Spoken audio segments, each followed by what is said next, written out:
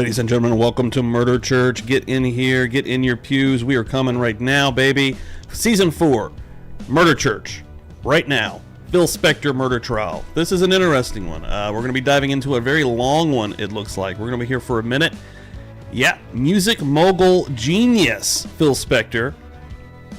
Murderer Phil Spector. Let's get into it.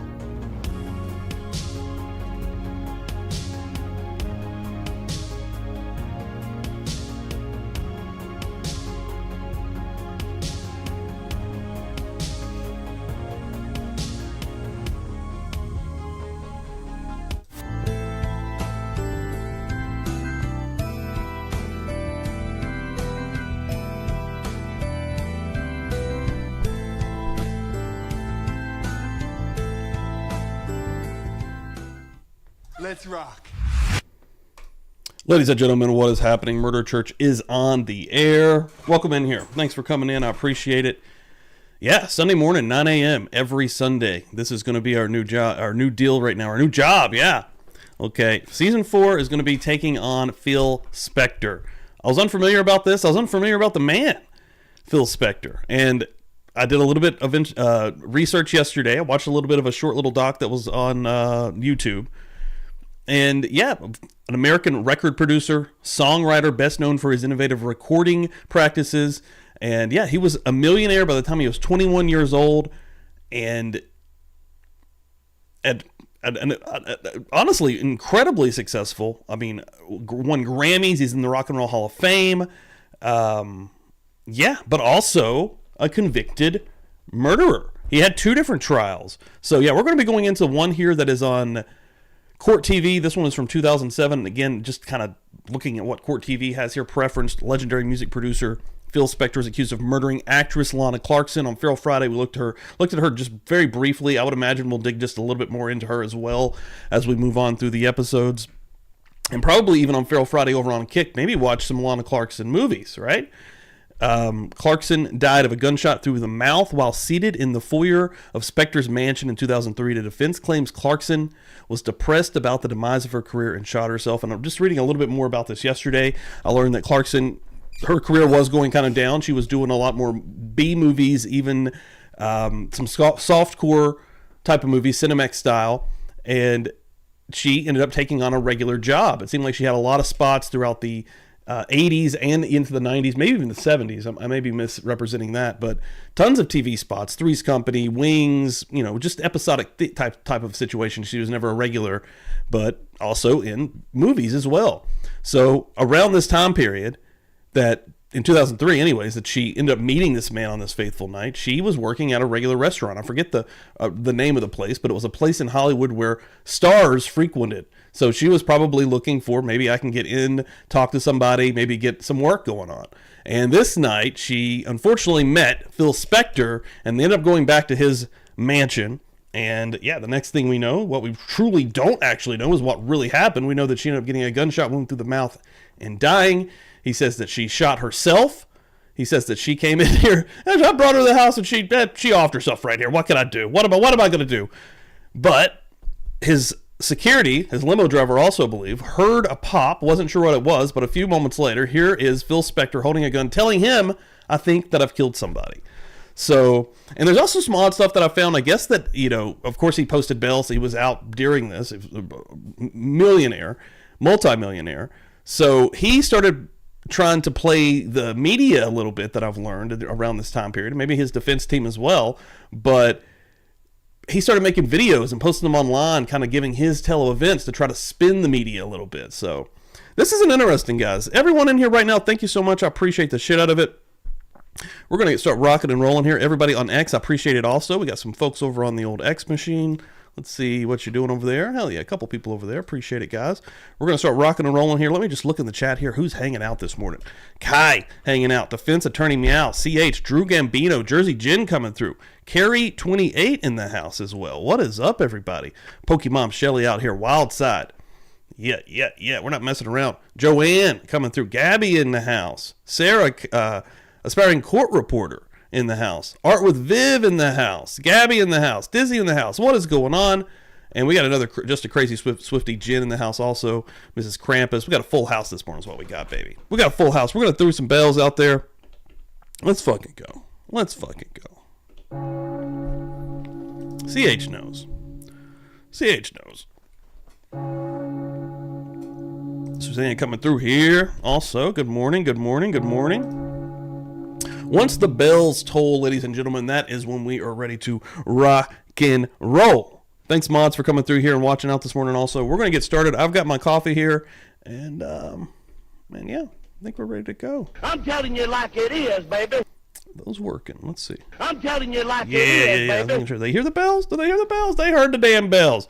So let's get in here, ladies and gentlemen. The beginning of this is going to be, prosecution, opening statements, and also, side note, anybody following the Karen Reed trial, Alan Jackson is the prosecutor in this, okay? And I'm intrigued and interested to see him as a prosecutor, where he's the defense attorney, and a badass defense attorney for Karen Reed currently in that trial. So, yeah, we're going to see him in his domain from 2007 when he was a prosecutor. And again, this is a major Hollywood trial as well. Thanks again, everyone. Hanging and banging. Hit that like, share it out. Let people know that you're chilling with Publicly Buzzed today. We're going to get in here.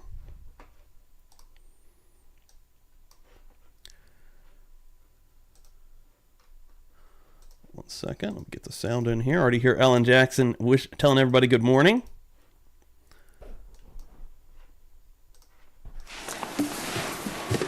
Son of a bitch. And he has tons of wigs.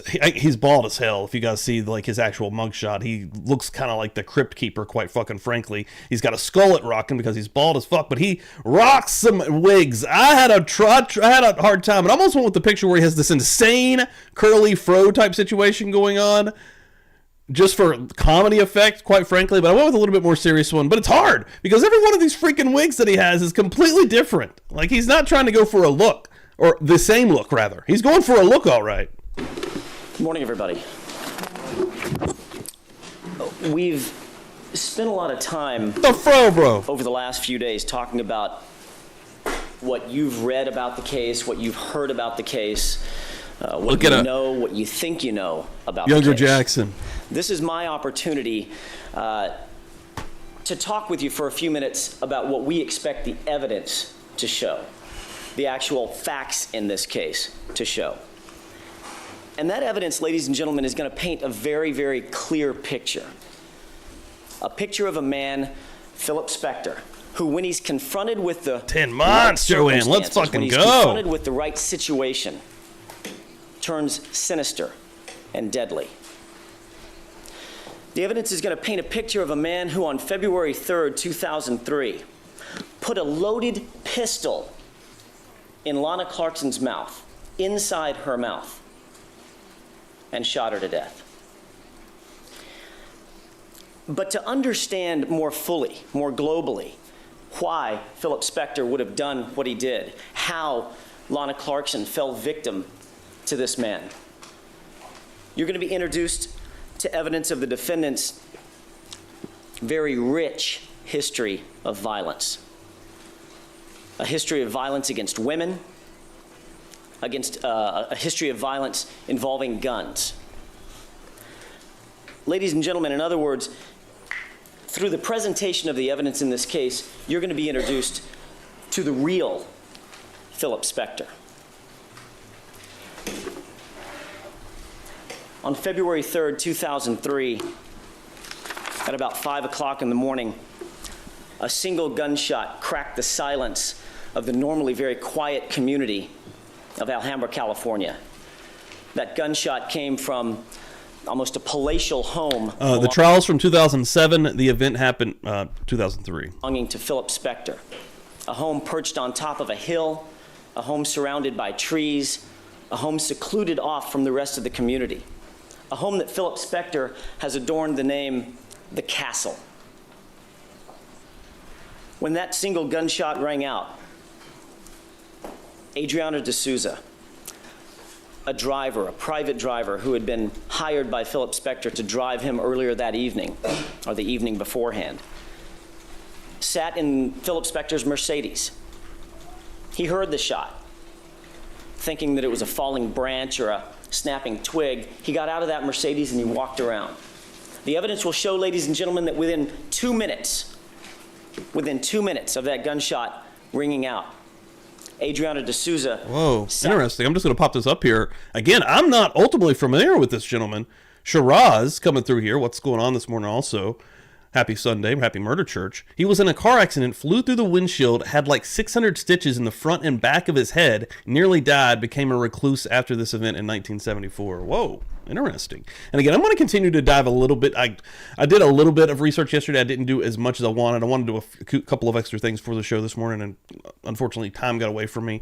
But I'm going to continue to dig into not only Spector, but Lana Clarkson and their careers as well, and present some of that not only on X, but here for shows on YouTube as well. I mean, I would imagine this is going to be a minute here on Murder Church. This is a very long trial, just kind of digging through there. And right here, right out the gate, the first video, the opening from the prosecution is almost 2 hours long. Back down in the Mercedes where you see it parked here, or approximately where you see it. I'm already parked intrigued here. by it, so that's Just good. as he began to shut the door, the Mercedes, which is situated, and it's hard to tell, you'll get much more information about the layout of this particular residence. As he sat down back in the car, that Mercedes is situated right by a back door. Literally from me to the bar, about 4.5, 5 feet away. As he began to shut the door of the Mercedes, getting back into the car, that back door creaked open. Philip Spector emerged from that back door, and you're looking at it here. Philip Spector was wearing the same white jacket that he had been wearing that evening before. In his right hand, a pistol. Between his fingers ran blood. Philip Spector looked directly at Adriana D'Souza from about 4 to 5 feet away and confessed, "I think I killed somebody." Adriana D'Souza, for his part, almost immediately went into shock or panic, and he began to call for help. He looked inside the doorway, saw only her feet. He looked a little further around Spector and saw what he'll describe as her bloody face. Adriana D'Souza had no idea, as he looked through that door, that Lana Clarkson was the person that defendant Philip Spector had just admitted having killed.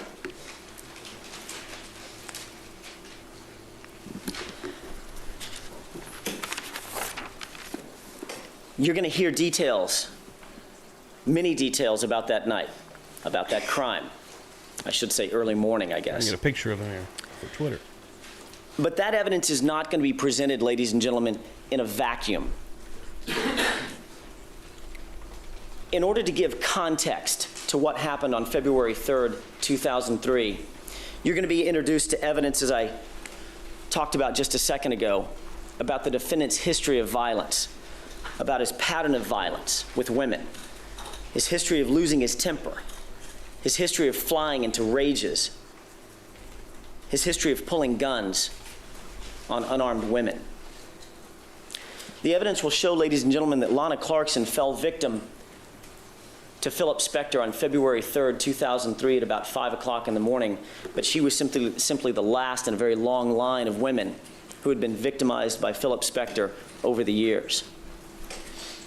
Before Lana Clarkson, came Stephanie Jennings, and before her, Dorothy Melvin, and before her, Melissa Grosvenor. So are we just talking about abuse? Or, I mean, did these ladies die? And before her, Diane Halder. The evidence will show, ladies and gentlemen. Hold on. I am going to pause this because I want to get those names. I want to do some more research as well here. Hold on. I'm going to get those names just real quick.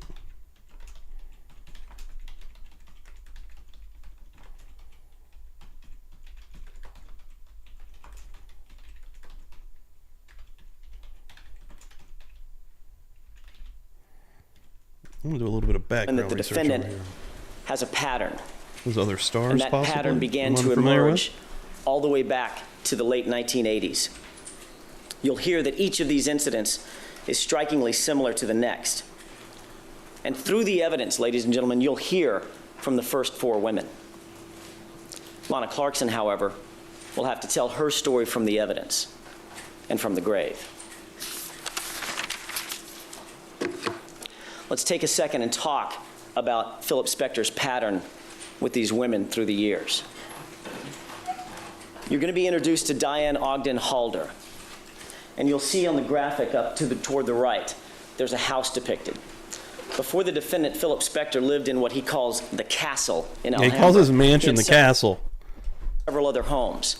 Throughout the late 80s and 90s, he lived variously in Hollywood, as well as Pasadena. This happens to be an aerial photograph of the Pasadena home. And with each woman, you'll see, as we talk about the evidence that will be presented, the house that's associated with that particular woman's victimization. Who is Diane Ogden Halder? The evidence will show that she was a talent coordinator for the Grammy Awards.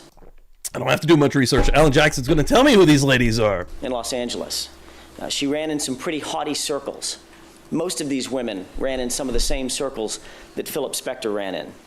She'd been in the business, or she has been in the business of the Grammy Awards for a number of years, since the late 70s, 1978. And in 1982, she met Philip Spector at dinner. She was friends with Debbie Pryor, the late Richard Pryor's wife. Debbie Pryor introduced her to Philip Spector, and almost immediately, Philip Spector began asking Diane out on dates. She'll describe an incident back in 1982, about 6 months into their dating relationship. They were at the Hollywood house, not the house that you see depicted in the graphic, but the Hollywood house, the one that he owned before the Pasadena home. She'll describe how the defendant had been drinking to excess. And you'll see, as the evidence unfolds, this pattern begin to emerge. And it usually begins with the defendant drinking and drinking to excess. They had been out on a dinner date and the defendant had been drinking. They came home late one night. She decided she wanted to leave. And again, that will play a huge part in the pattern that will begin to emerge. As soon as she said she wanted to leave, the defendant walked to the front foyer of the Hollywood house and locked the door and said, "You can't leave." But he was somewhat jovial. She'll describe his personality in that particular incident as almost joking. "No, you can't leave, Diane. You're not leaving here. You're not leaving until I tell you to leave." And she said, "Come on, Phil, it's getting late." 45 minutes or so, that incident took place. She wasn't assaulted at that point. He didn't pull a gun. He just didn't let her leave in that first incident. She put it behind her, didn't think another thing about it. He also defended Weinstein, if I'm not mistaken. I think I read that. Spacey and Weinstein. Over the years, she maintained somewhat of a dating relationship with him, a somewhat casual dating relationship. And ultimately, in 1987, she began to work for him. He hired her as his personal assistant. And then came 1988. In addition to being his personal assistant, they also maintained somewhat of a dating relationship. Casual as it may have been, it was still a dating relationship. In 1988, they had gone to dinner. They were out on a date. The defendant had been drinking. He'd been drinking heavily, according to Diane Halder. At about 2 o'clock in the morning, she said, "I'm ready to leave." She'll describe the defendant snapping, flying into a rage, profanities, cussing, swearing, screaming at her. The door was locked. She couldn't get out. This was at the Pasadena home. She'll tell you that he disappeared and emerged almost from nowhere. She'll describe it as she has no idea where he got this, but all of a sudden he produced a pistol. He held her at gunpoint. She literally, as she was trying to leave, had her purse on her shoulder, and she was standing in the foyer area of that Pasadena home. At gunpoint, he ordered her to sit down, so she did, still with the purse on her shoulder. He proceeded to press the barrel of the gun to various portions of her face and neck, literally driving the barrel of that steel weapon into her cheek, face, forehead, neck. She was crying, sobbing. She'll tell you that she was scared to death. She'll tell you that the reason she didn't just stand up and leave is because she was afraid, given his attitude, given his demeanor, He seemed that he would literally incredibly kill her. erratic.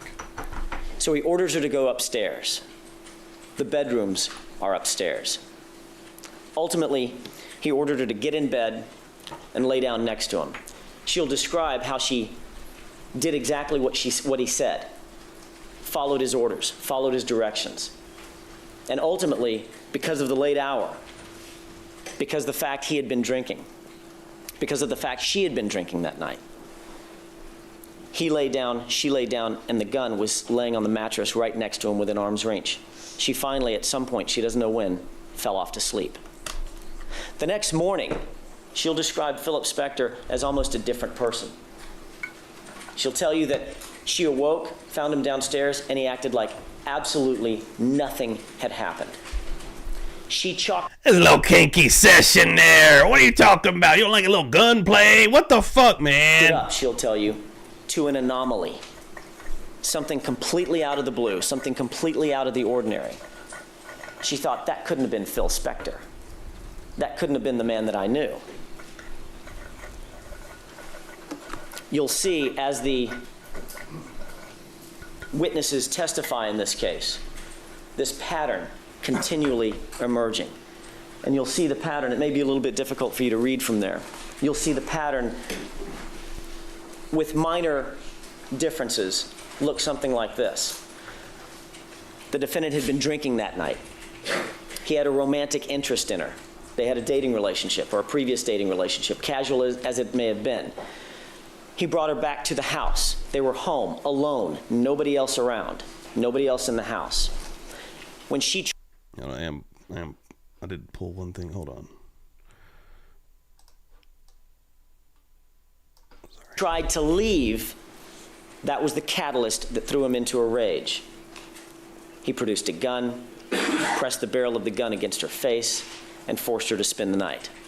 Again, she didn't realize that there was a pattern, and she'll tell you that. She thought it was an anomaly, something out of the blue, and she wanted to forget about it. The two of them never spoke about it. Then 2 weeks later, the defendant was having a dinner party. She actually set the dinner party up for them. She was his assistant.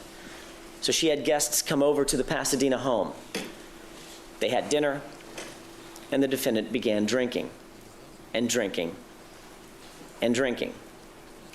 As the guests began to file out at the end of the evening, Diane Halder will tell you that her mind went back 2 weeks earlier. It was still fresh in her mind when the defendant had been drinking and they were home alone, and all of a sudden he turned into a different person. She decided, now's my chance. I don't want to go through that again. I'm going to take my leave now. As soon as the last guest left, she then grabbed her things and said, Phil, I'm leaving. And snap. They were home alone, and he flew into a rage yet again. This time, she was more expectant. She'll tell you that she thought she knew what was coming.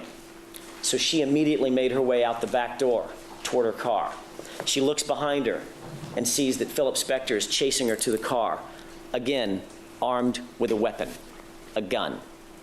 She slams the car door, rolls the windows up, locks the doors, and he begins beating on the window, screaming, I'll kill you. If you try to leave, I'll kill you. or I'll shoot you. One of the two.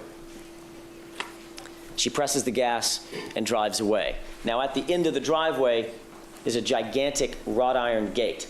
You've seen the type of gated communities we're talking about, or gated homes that we're talking about, these big palatial homes. There was a big gate. But because guests had just been leaving, that gate was open, and she was able to make her leave. Diane Ogden Halder will tell you that after that second incident, she had had enough. She never saw him again. We'll introduce you to Melissa Grosvenor.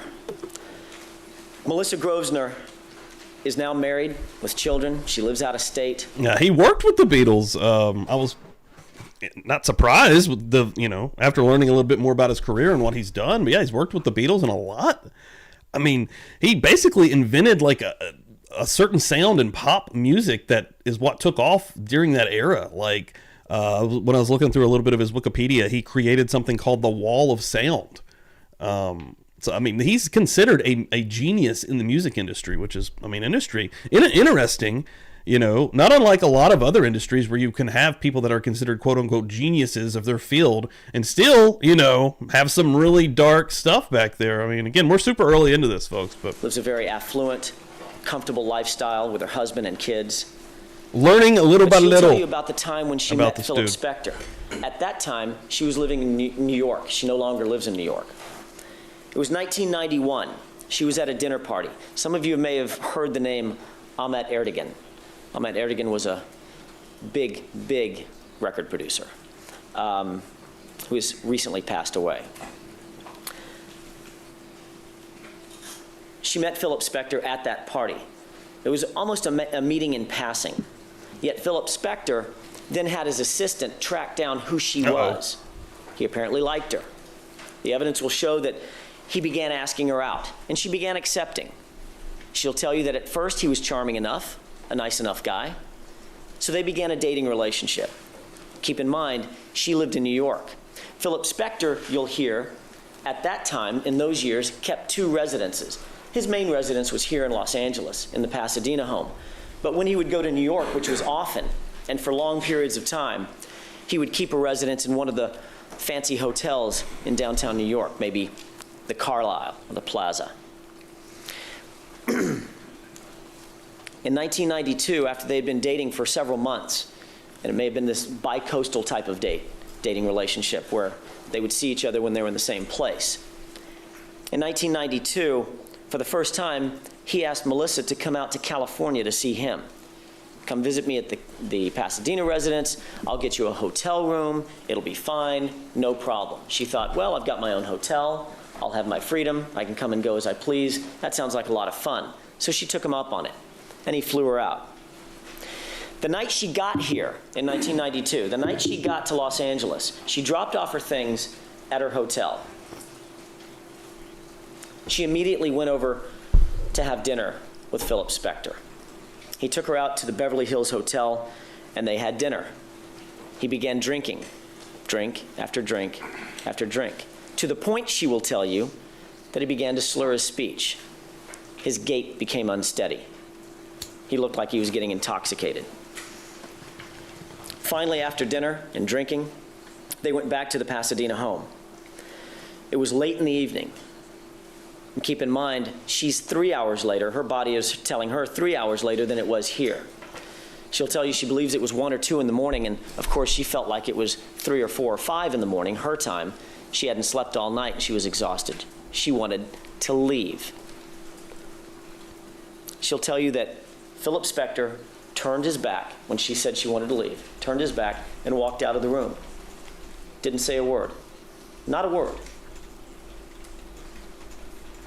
But when he came back through the door,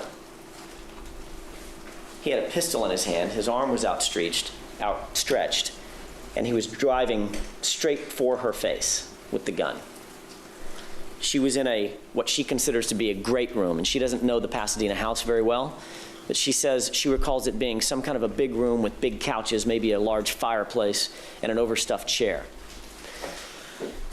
The defendant, Philip Spector, began screaming at her, profanities, cussing at her, calling her names, telling her she couldn't leave. If she tried to leave, he'd kill her. the gun in her face, literally inches from her face, she was forced to sit back down. The defendant paced in front of her and paced and paced and Welcome in here, Criminally Med. all the time, New name. all the while, Love to see it. with the gun pointed at her face. Exhausted emotionally, exhausted physically, she finally fell asleep literally where she sat, sitting straight up in a chair. She'll tell you how she recalls being awakened the next morning, being touched on the leg by Philip Spector's foot. She woke up, and she'll tell you that Philip Spector seemed to be a different person. He acted like nothing ever happened. He said, "Let's go to breakfast," like it was just another day. She figured, as she'll tell you, that's her chance to get out of the house. Oh, morning, Jay. What's up, brother? She accepted the invitation to breakfast. They went to IHOP or Denny's or someplace, got breakfast. And after breakfast, Philip Spector looked at her and sort of sheepishly said something about, "I guess you're ready to leave now." And she said, "Yes, I am." She gathered her things from the hotel, directly went to the airport, flew away, and never saw him again, never saw him socially again. She'll tell you that they had contact once or twice or three times at a restaurant that she worked at back in New York. I believe the name of the restaurant was Elaine's, which was a favorite haunt of Phil Spector's. And that when he would come in, he would variously either try to talk to her, and if she ignored him, he would then, in her words, mad dog him, mad dog her, give her dirty looks. But she never saw him again socially after that. Again, the evidence will show There that we the go. A same little head pattern shaking. Spector, begins dude, to you got a emerge. lot. You got a long time to go, man. This is a The defendant long was drinking trial. Or drunk. This is hour He had a one. romantic interest in her. He got her home alone. When she tried to leave, he produced a gun, flew into a rage, pointed the gun into her face, and forced her to stay the night.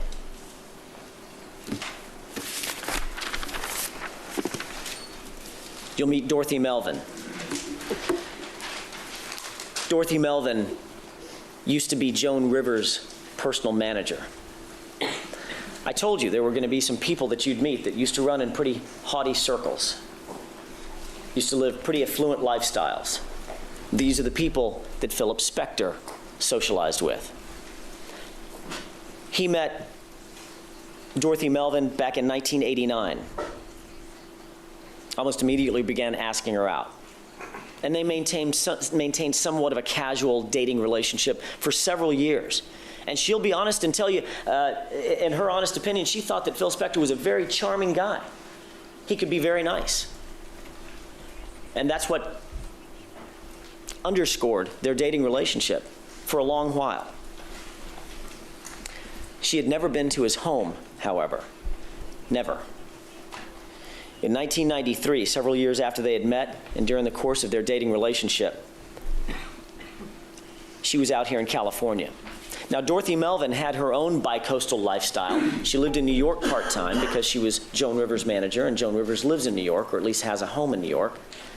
She also lived here in Los Angeles. And she, Dorothy Melvin, also lived here in Los Angeles. She kept a place on both coasts. So she was back here in July of 1993 for the 4th of July weekend, I believe it was, seeing friends and family. The defendant said, Donna Minner in the house. Donna Minner in the house. "Well, while you're out here, why don't you come to my Pasadena home? Let's hang out." She took him up on the offer. Again, first time she had ever been in his home or seen his house. And she'll tell you that they began playing pool. They were having fun. They were listening to music. It was a charming night. As a matter of fact, I think the word she used was, it was a lovely night or a lovely evening.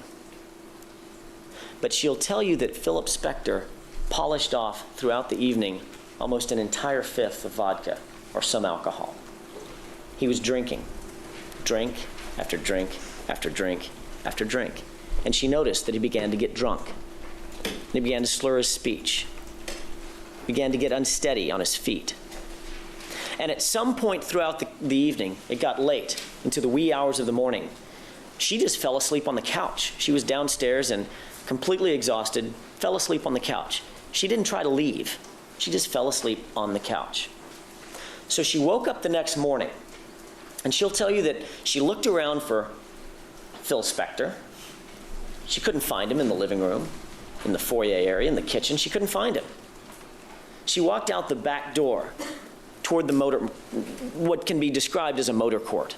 You can see the outside of the house.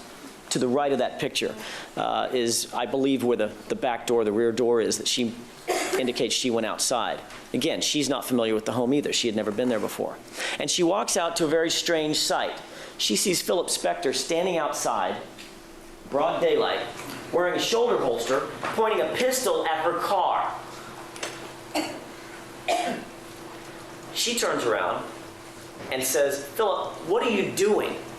And I think a little bit more colorful language than that. He immediately turns around and slaps her, backhands her, with his gun hand. He accuses her, "Where were you? Where were you? I couldn't find you," indicating he thought she had left. She said, "Philip, I was asleep on the couch. How could you have missed me, for God's sake? I'm wearing a pink fuchsia jacket. Your couch is white. You couldn't have missed me. I was laying on the couch." Enraged, he kept the gun pointed at her face and ordered her back in the house. His words, "Get the fuck back in the house." 6 months! 6 months! We're going to be here for years. We live in this trial She did as now. she was told and began crying. He held her at gunpoint inside that back door area. She begins begging. I think "Let me leave. there's only this one on Court TV, Kai, I believe. I just want to get my stuff. I just want to get out of here." He won't let her leave. For minutes. It seems she goes interesting, back though. and I mean, this forth. one "Let seems me pretty leave. intriguing, You can't so. leave. Let me leave. Shut up." Calling her names, profanities, in a rage, uncontrollable. All the while holding a pistol in her face, wearing a shoulder holster. She finally convinces him to let her leave. But he says, "If you leave, the purse stays here. I think you were stealing from me. I think you were doing something. The purse stays here." She says, "Well, I can't leave Turns into an without old my grandma. purse. My keys are in the purse." So he reaches into the bag, pulls out a set of keys, and throws them at her. She caught the keys, crying, walks out to her car, starts the car, and drives down the driveway. The evidence will establish, remember those wrought iron gates we talked about? The evidence will establish those gates were closed. So she pulls to a stop at the end of the driveway, and all of a sudden she hears a very faint pitter-pat, footsteps. She looks behind her and sees Philip Spector running down the driveway after her. This time he's put away the pistol Wig just flopping. and exchanged it for a shotgun. She hears the pump action of the shotgun and becomes frightened. Again, she begins to cry. He holds the shotgun in her face and says, "I told you to get the fuck out of here." Dorothy Melvin says, "Philip, the gate is closed."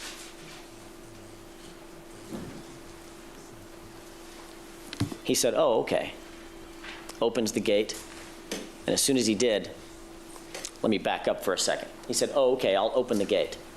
But as soon as I do, then get the fuck out of here." Again, not giving her her purse. The same pattern that emerged with the other women that we've talked about. And right now he's just thinking, act natural. Look completely normal. This is as normal as I can look. Don't try to act guilty whatsoever. Begins to emerge here, as the evidence will show. He You had been got drinking this. through the evening. He has a romantic interest in her. He gets her home alone. First time she's ever been home alone with him. He pulls a handgun on her, flies into a rage. Then when she ultimately convinces him that she must leave, she wants to leave, he chases her out with a shotgun. And in this instance, because the purse had been left back, because her property had been stolen, she calls the police. We'll introduce you to... Yeah. He and to being the type of person he is, right? Like these type of people, come on, let's be real. This elite fucking bazillionaire, he's been a millionaire before he was even 21 years old. Like, I'm sure he like wants to just stand and be like, "Listen here, You know, either way, whether he did it or not, that's the thing. Like, his ego would probably, like, hurt him in this situation, ultimately. At least one officer. It's like, listen, folks. I'm sorry. Where's my assistant? There we go. At least one officer from the Pasadena Police Department who will tell you that he was one of the responding officers. And he'll tell you that he did, in fact, go to the location, that he did, in fact, meet Dorothy Melvin on that date, that he did, in fact, hear her story about what she had said concerning Phil Spector holding her at gunpoint, chasing her with a shotgun. And he did, in fact, meet Phil Spector at the back door, and he was wearing an empty shoulder holster. A cursory search of the interior of the residence found Dorothy Melvin's purse. A cursory search of the interior also found the shotgun.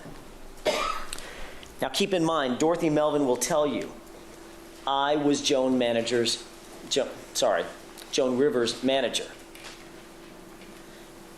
If this got out, if I pressed charges, the tabloids would not read Philip Spector against Dorothy Melvin. In her mind, the tabloids would read Philip Spector against Joan Rivers. She did not want that to happen. She was protecting her employer's reputation.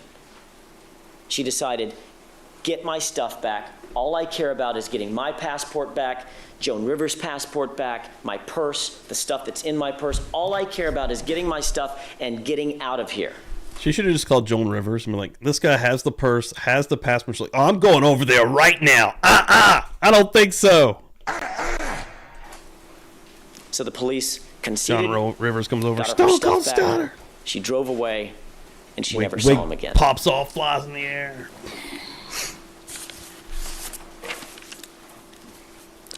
Stephanie Jennings. Stephanie Jennings in 1994 was a professional photographer. And she focused on photographing rock icons. She met Philip Spector at the Philadelphia Music Alliance Awards in 1994 and photographed him there. He was either giving an award, getting an award, an MC, something. He was at the event or at the ceremony. And she photographs him there.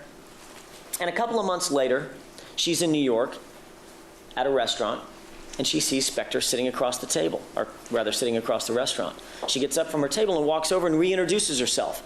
Mr. Spector, I'm Stephanie Jennings. Remember me? I photographed you at the Philly Music Alliance Awards. And he said, oh yeah, I do remember you. And she'll tell you that he was very charming, invited her to sit down, have dinner with him. And from that point forward, they began somewhat of a dating relationship. Somewhat of a casual dating relationship, if you will. Most of it was on the East Coast. She lived in Philadelphia. He lived in New York, at least most of the time in New York, variously in California and back and forth. But in 1995, and I believe it was January 95, the Rock and Roll Hall of Fame induction ceremonies were held. And that's in New York. Spector was going. I think it was mid-January, probably somewhere around January 12th or 13th, something like that. So Spector invites Stephanie Jennings to join him at the Rock and Roll Hall of Fame induction ceremonies. Come down from Philadelphia, I'll get you a hotel room. It's going to begin to sound familiar. The evidence will show that she accepted his invitation. He got her a suite at the Carlisle Hotel. You can see the Carlisle Hotel is what the graphic that we've used here, because this is where that incident takes place. And keep in mind, this is not a normal hotel that you and I might stay in. The evidence will show that Philip Spector had a long-running residency, if you will, in New York at the Carlisle Hotel. It was, for all intents and purposes, the evidence will show, his home in New York. In 1995, she goes with him to the induction ceremony. After the ceremony, which is relatively short compared to the after party, she joins him at the after party. And she watches as he begins to drink. Drink after drink after drink after drink. She watches as he begins to get drunk, as he begins to slur his speech, as he begins to get unsteady on his feet. She watches him consuming excessive amounts of alcohol. And the hour's getting late, and she decides, you know what? That's about enough. I'm going to go home. What she meant by that is she was going to go back to the Carlisle Hotel, check in, and go to her suite. And she did exactly that. She goes to bed, curls up, falls asleep. In the middle of the night, somewhere around 3 a.m., I believe, she hears a knock on the door. She opens the door, and it's one of Philip Spector's bodyguards or his security personnel. Mr. Spector wants to see you down in his suite right now. Stephanie Jennings says, I don't want to go down to his suite right now. It's 3 o'clock in the morning. I'm tired. I'm pooped. I'm going to go back to bed. So she shuts the door and does that. A few minutes later, she opens the door again. This time, it's Philip Spector standing in the hallway. He comes in and orders her down to the suite that he's staying in. She refuses, and an argument ensues. And the argument gets loud and boisterous, and he begins to lose his temper. And he's flying off the handle, she'll tell you. And she'll tell you that ultimately he said, I'm paying for this room. You do what I say. And she says, you know what? If that's the way you want it, I can pay for my own room, or I can leave. Philip Spector turns around and walks out of the room without saying another word. The evidence will show that just a couple of minutes later, he walked back into the room. He's about to stand up right now. Oh, shit. Oh, shit. Hold up. We going, baby. Hold up. Carrying a pistol. He shuts the door behind him, sets a chair in front of the door, sits down in the chair, and holds Stephanie Jennings at gunpoint inside the hotel room. She begins to panic. She doesn't know what to do, and she can't get out. She can't leave. So she threatens Spector and says, if you don't let me out of here, I'll call the police.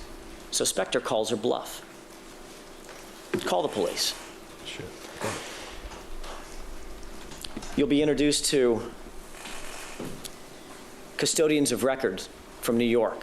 Staring him down. Look at that look. Oh, he's getting up. Oh, shit. We're going, baby. We're going. That are business records kept in the normal course of business. You probably can't read that. Well, maybe you can. It's bigger than I thought it was. Here in California, I don't know what they call them in New York. Here in California, there's something called an MDT, or Mobile Digital Terminal, in every police car. And you ever notice when people are on the phone with 911, the operator sounds like she's typing or he's typing. Well, that MDT, or Mobile Digital Terminal, is something that's in every single police car. It's literally a small computer in a police car. And instead of talking on the phone or cell phones or radios, the 911 operator can relay information to the actual units that are responding through typewriting. These documents are New York's version of that MDT. And you can read, and you'll see these documents presented through the evidence, that at the time that Philip Spector was literally holding Stephanie Jennings at bay with a gun at gunpoint, she's relaying this very same information to the police. Female threatened, assault, Stephanie Jennings, weapon involved. She's afraid to talk. Please help. The man is standing by the phone. He's a big celebrity. His name is Phil Spector, a 60-year-old. That's the information that Stephanie Jennings was literally relaying to the police while she was being held at gunpoint by Phil Spector. The evidence will show that ultimately the police did in fact arrive. She was escorted out of the hotel and left. Again, she'll say that she did not want anything to do with a criminal case. For her purposes, she just wanted out of there. She just wanted to be left alone at that point. And she'll tell you that after that, she never saw Phil Spector socially again. Yet again, the same pattern begins to emerge. The evidence will show that in this case as well, Spector had been drinking. He had a romantic interest in Stephanie Jennings. They were at the hotel by themselves in the room alone.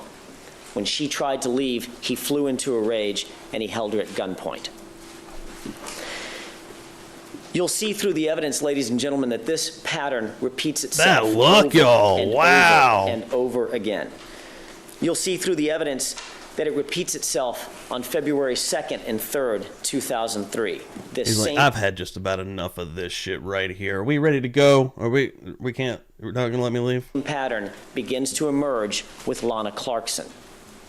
Let's talk about what happened on February 2nd and 3rd, 2003. Here we go. Jackson, would this be a good time? I assume you have a ways to go. I do have a little ways to go. All right, let's keep in Like, mind we just got started, dude. the court's admonition, ladies and gentlemen. We'll be in recess for 15 minutes. Thank you. Everybody settled in? All right. I mean, he truly looks unhinged. I mean, I was saying means that the nothing, evidence will but it's show just the truth. this recurring pattern that'll crop up over and over and over throughout this trial, and it'll repeat itself yet again during the events of February 2nd. Yeah, dude. I was reading yesterday and I watched a little docu thing. I need to do some more digging, of course, but yeah, I mean, he was connected to the Beatles and a lot of them, big acts, major dudes. I mean, again, from what I can see, this dude is an absolute legend in the music industry. Hall of Famer, won many awards. I mean, this dude was huge in the music industry at the time of this event. And February 3rd, 2003. It's crazy. And what I want to do now is move into the events leading up to the murder, move into that night, and talk to you about what the evidence is going to show happened Salvador? that particular night. And this map will give you an overview. I don't want to concentrate too long on it, but this map will give you a little bit of an overview about the locations that are going to be an issue on February 2nd, the evening hours of February 2nd, going into the early morning hours of February 3rd. First of all, Spector's house is in Alhambra toward the east side of the map. You'll hear evidence that from there, he went to the Grill, which is a restaurant in Beverly Hills. From there, he went to Trader Vic's, also a restaurant in Beverly Hills. From Trader Vic's, during the evening hours, he also went over to Dan Tana's, which moves up into Hollywood. And from Dan Tana's, he moved finally over to the House of Blues. From the House of Blues, it's from that location at about 2:20, 2:30 in the morning, he began his trip back to his Alhambra castle, as he puts it. What happened on the night before Lana Clarkson was shot to death in Phil Spector's foyer? It first started off with a dinner date with Rami Davis.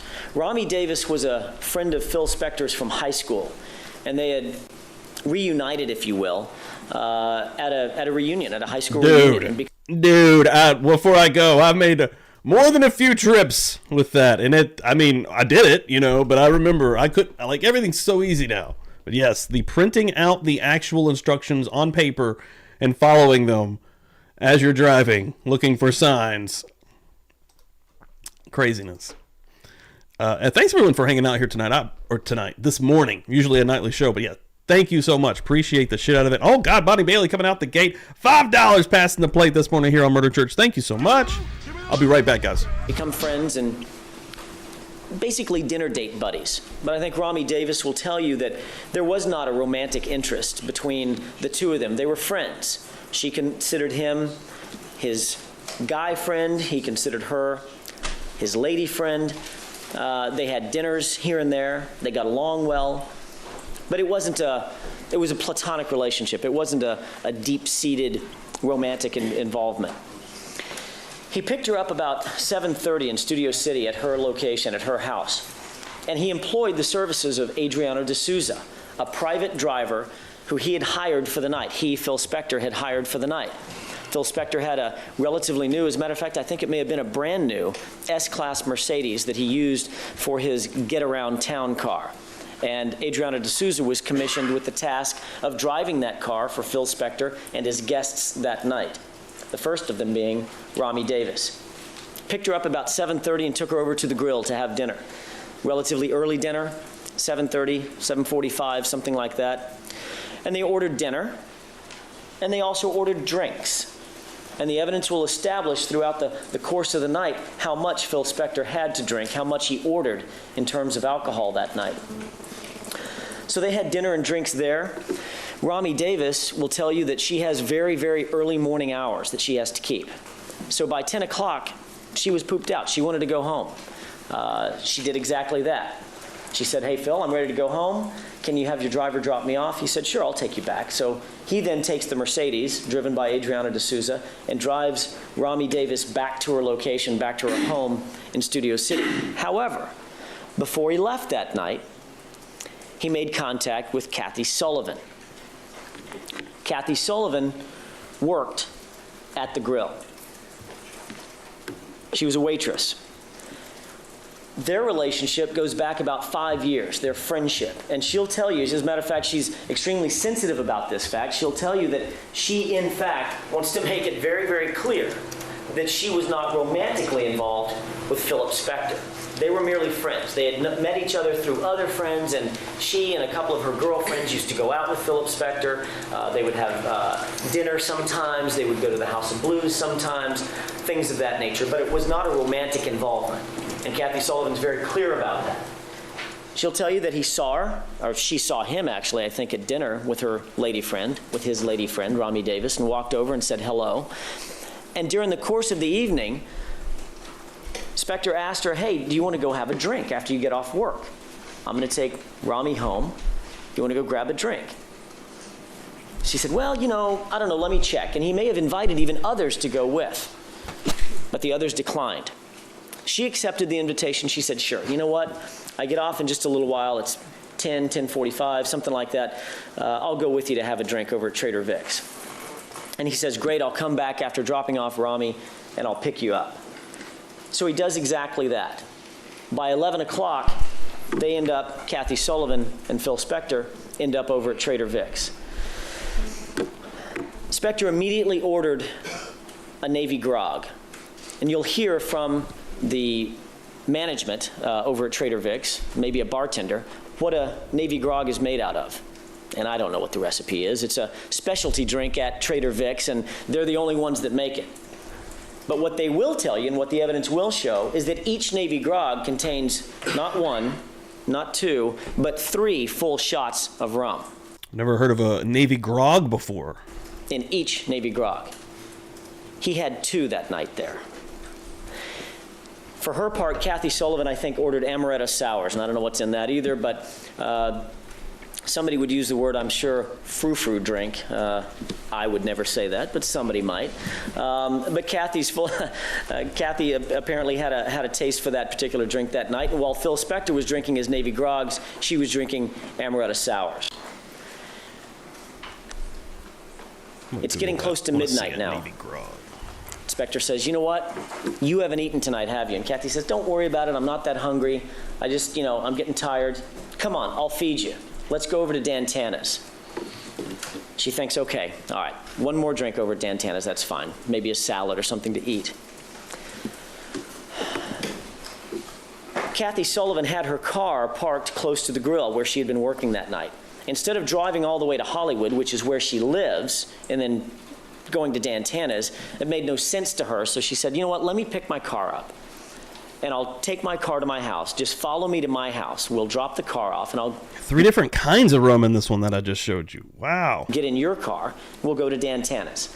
So that's what happened. Do the trick. A little bit convoluted, but both cars end up going over to Kathy Sullivan's house. She drops her car off at her house in West Hollywood. She gets in the car with Spector and with Adriana D'Souza, and they go to Dan Tana's. That's a mouthful. It means very little. It just tells you what the evidence is going to show that night, about how things transpired that night.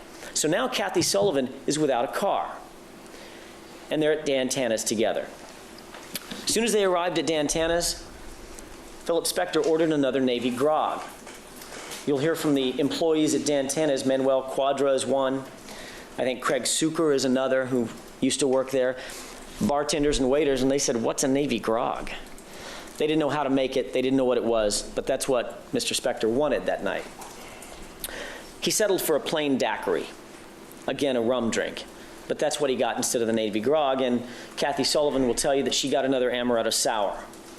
They ordered a dinner salad of some sort, picked at the dinner salad for a little while, and decided to leave.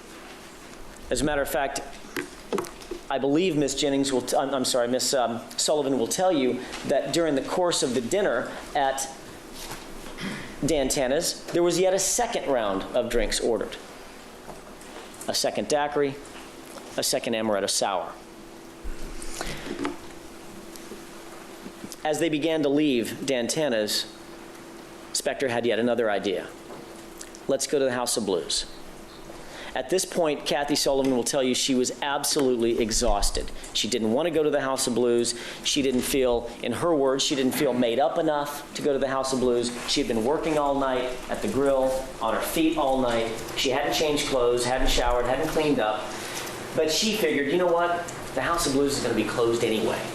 Who cares? It's almost 2 o'clock in the morning. The House of Blues is going to be closed. We'll go over there. Then he'll drop me off at the house. It's not that, at her house, it's not that far in any event. Much to her chagrin, the House of Blues wasn't closed. So they end up going over to the House of Blues. After they arrived, they immediately went to the VIP location at the House of Blues. That's called the Foundation Room. And ladies and gentlemen, that is the point at which Lana Clarkson, for the first time in her life, would meet her killer. It was at that doorway, that velvet rope at the Foundation Room, that Philip Spector first made contact with Lana Clarkson. And I'll explain that in a little bit more detail in just a second. But right now, the evidence is going to focus your attention on the drinking pattern that Phil Spector had throughout the evening. As soon as he got into the Foundation Room, which took a little bit, but once he got in, he ordered Bacardi 151 straight up. It was just before 2 o'clock. They were about to close the bar. They can't serve alcohol after 2. But Sophia Holguin will tell you, a waitress that night, she'll tell you that she did, in fact, serve Spector Bacardi 151. Oh, shit. Bacardi 151 contains almost double the amount of alcohol, the proof, that a normal alcohol does. Who said that? Someone in the chat asked Alcohol is normally about 80 proof. Bacardi 151 is almost double that at 150 proof.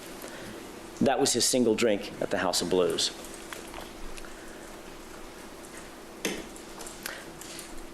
You'll see the receipts, and you'll hear evidence from each of the management or waiters at one of these locations, at each of these locations, rather. First at the grill, the 2 daiquiris that were ordered by Phil Spector at the grill. And assuming that Rami Davis may have had one of those, Phil Spector had the other. The amaretto sours and the 2 Navy grogs that Phil Spector drunk at Trader Vic's. The bar tab is not as detailed at Dantana's. They're a little bit old school there. But the evidence will show that he ordered 2, at least 2, plain daiquiris. And finally, at the House of Blues, the Bacardi 151.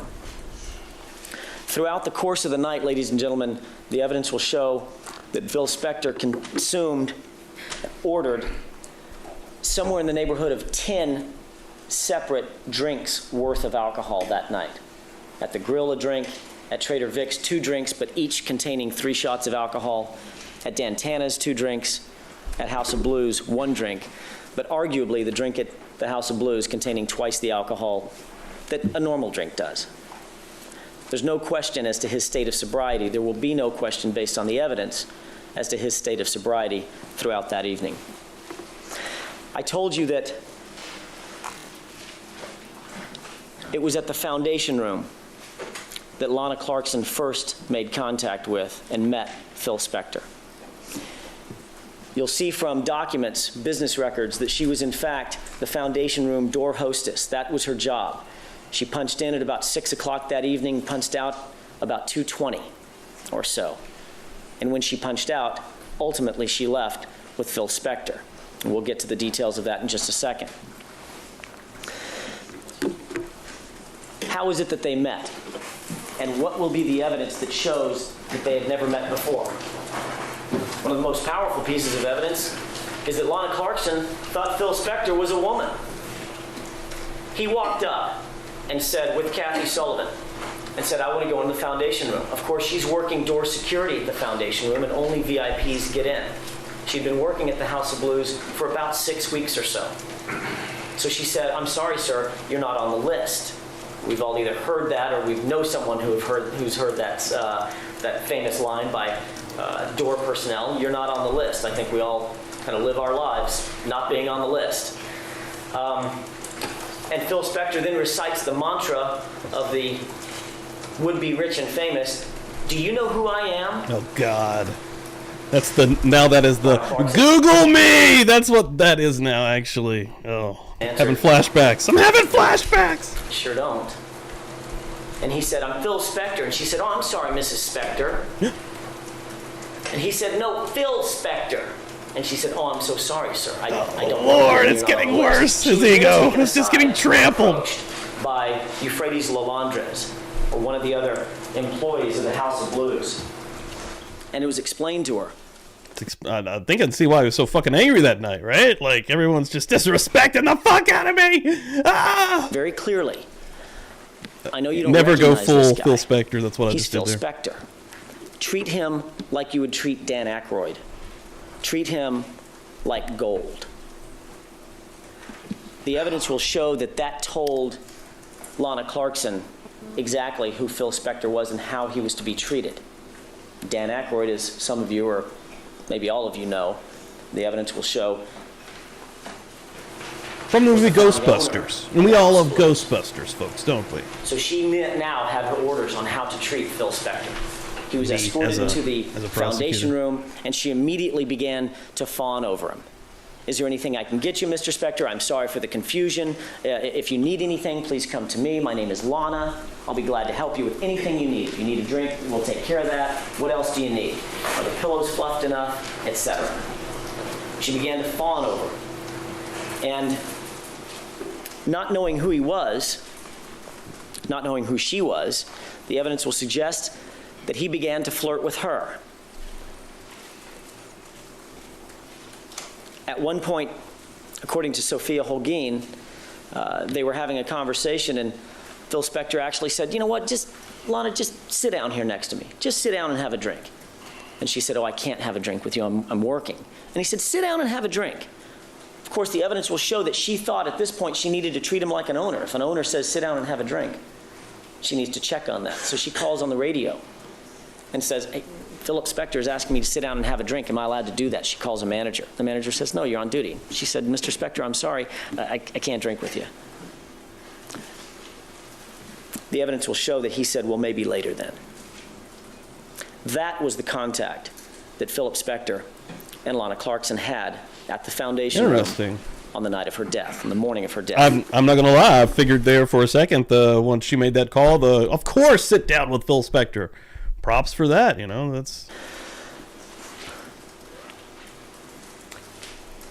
This is a still photograph from a surveillance video that was taken at the House of Blues. And there has been some misconception about her state of dress or undress. And the evidence will show, ladies and gentlemen, that has been inaccurately assumed. As you can see from this photograph, Lana Clarkson was wearing a slip dress cut just above the knees, a dark jacket, and of course it looks gray in this photograph. I mean, you can see her legs, you can see where the dress hits the knees. In this photograph, it looks like it's gray. It's only because this is a very, very poor quality surveillance video of Lana Clarkson that night in the foundation room, walking through the camera angle.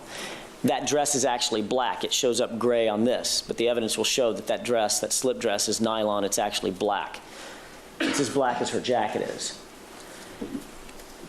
She was wearing those exact same clothes when she was found dead in Phil Spector's house 2 hours and 55 minutes after this photograph was taken.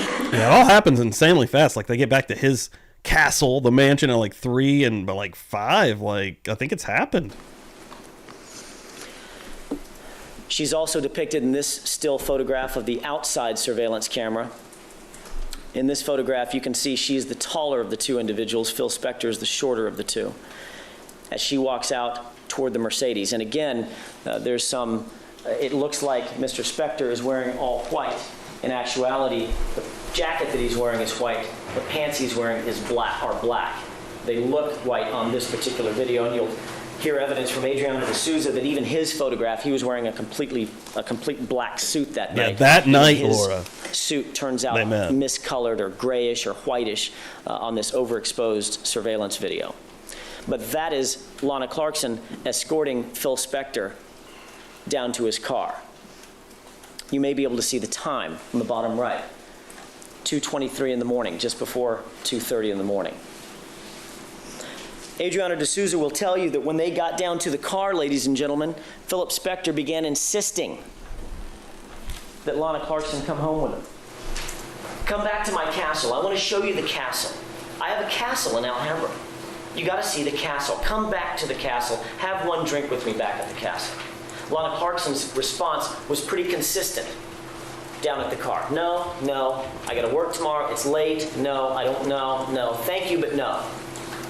Finally, after several minutes of insisting, she said, okay, all right, you know what? One drink. But I can't leave my car here.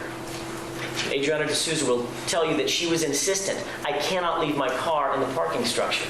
Why? Because it'll get locked up and I won't be able to get it a little bit later. My car will be locked up. I can't have that. And I got to have my access to my car later. The evidence will show that Spector said, okay, that's fine. Let's move your car and then I'll They're good wigs. take you back to Alhambra. They're damn good wigs, and they should be, being, you know, this multimillionaire cat. But yeah, they're. Then when we get done, they'll drive you back. Yeah, that's to why I your car. tweeted yesterday. I was having such a hard time trying to actually figure out which picture to use for the thumbnail. I went with more of a conservative one, but I almost went with the full-on fro one, and almost made the entire thumbnail hit that picture with the fro being majorly in the frame, and then doing all of the lettering for everything inside of the fro. Like it's just spilling out of the fro was my vision for this one, but I didn't go crazy. So she does that. She joins him at the parking garage. Together, they repark her car. It's a black Cougar. They park it on the street. She gets into the Mercedes, and just before Adriana D'Souza shuts the door for her, she looks at him and says in a low voice, "It's okay. I'm just going to stay for one drink. Just one drink." Spector immediately barked at her, "Don't talk to the driver." And she stayed quiet. The door That was red shut. flag immediately. And D'Souza drove them back to the location in Alhambra, to the castle. They got back to the Alhambra residence at about 3 o'clock in the morning. Approximately 2 hours later, Adriana D'Souza was sitting outside the back door. This is the motor court. You'll get familiar with where that motor court is. If you can think about the house being shaped like a lazy horseshoe, there's a main house and two wings that drop down at an angle. North is easy. North is toward the top. South is toward the motor court where there's a big fountain. And then, of course, the east and west wings. You'll see that footprint in just a second. Adriana D'Souza sat in this Mercedes at this location, just outside the back door. And as you can see, he was merely feet. Yo, good morning, feet Brandy. to the left of that back door. He sat there at about 5 o'clock in the morning, listening to quiet music, playing with the GPS on the Mercedes because it was new. He wasn't used to it, so he was playing with that. The windows were rolled up. And out of nowhere, pow. One shot. He had no idea what he had just heard. He got out of the left side of the door, the left door of the Mercedes. He was sitting in the driver's seat. He walked around the Mercedes and then walked all the way around the fountain, thinking a tree branch had snapped, fallen close by, a tire maybe popped, something. As he did, he realized nothing was amiss, or at least he could find nothing amiss. He walked back to the driver's side of the Mercedes and began to sit down. Just as soon as that door closed, and he'll estimate for you that it was about 2 minutes or so from the crack of that gunshot before he got back in the Mercedes, and just as soon as he got back in, the back door began to creep open. Philip Spector, and this was his view, by the way, Adriana D'Souza's view, looking at the back door. Philip Spector stepped out on that porch. He had a gun in his hand, a pistol in his right hand, and it was 90 degrees. His arm was bent 90 degrees parallel to the ground. He had blood running between his fingers. Adriana D'Souza remembers seeing something that he believes was blood running between his fingers. Spector looked at him square in the eye, didn't say another word, and he confessed, "I think I killed somebody." Adriano D'Souza, shocked and not sure he had heard what he thought he heard from the gunshot, shocked, said, "Well, what happened, sir?" Spector's response was simply this: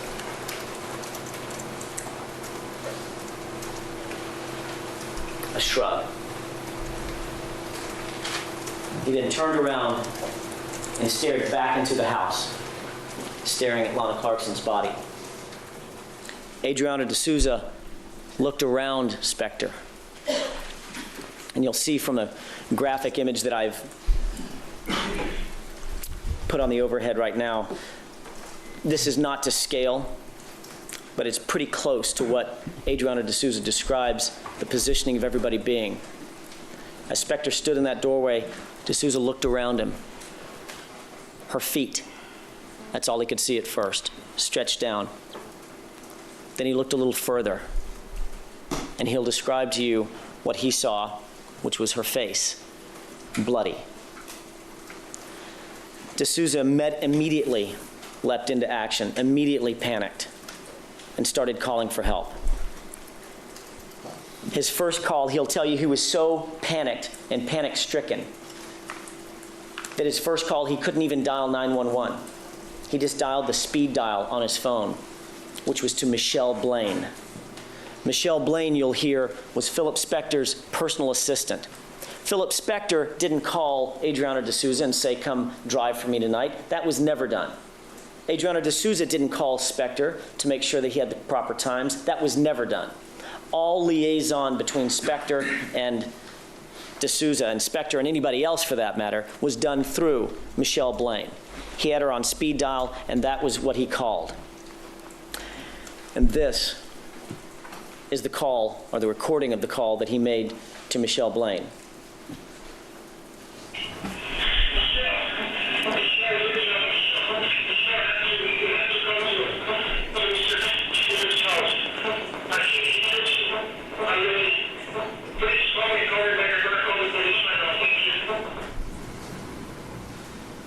He made that call while he was inside the Mercedes.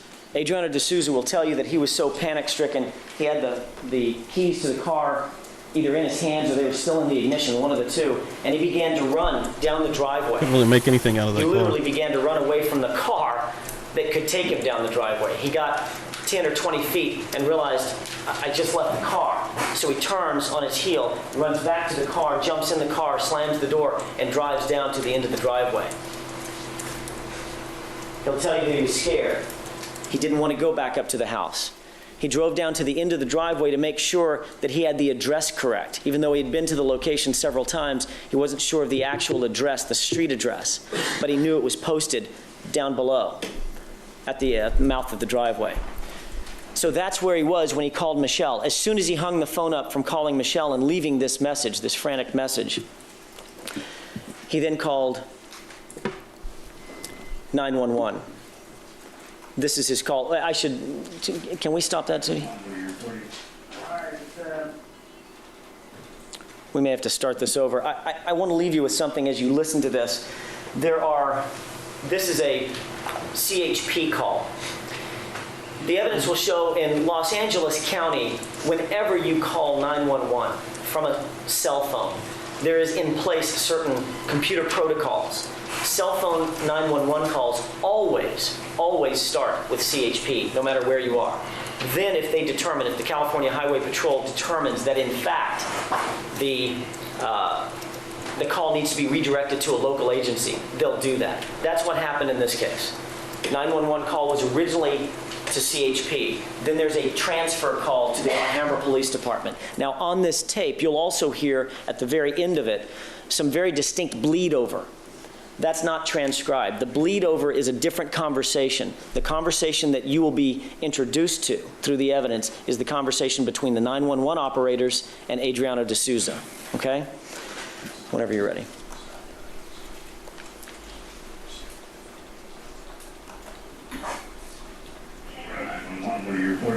Hi, my name is Adriano. I'm a Spector driver. I think my boss killed somebody. Please, can you send me You think your boss killed somebody? Yes, sir. Yeah. Because when I got him way outside and I don't know what he said.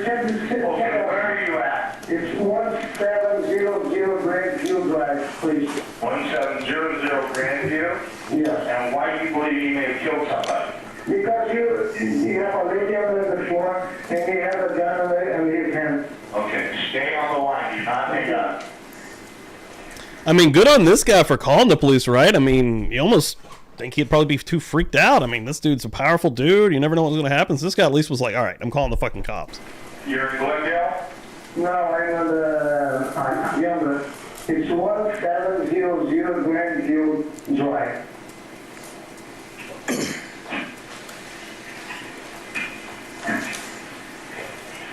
Did you hear him shoot or anything?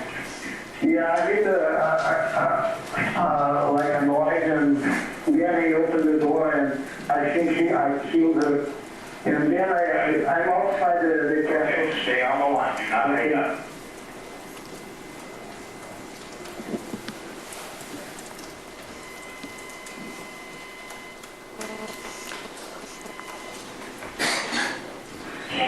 What are you reporting?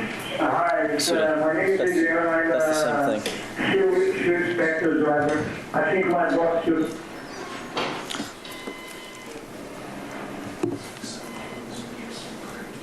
And this is the transfer call that you'll hear.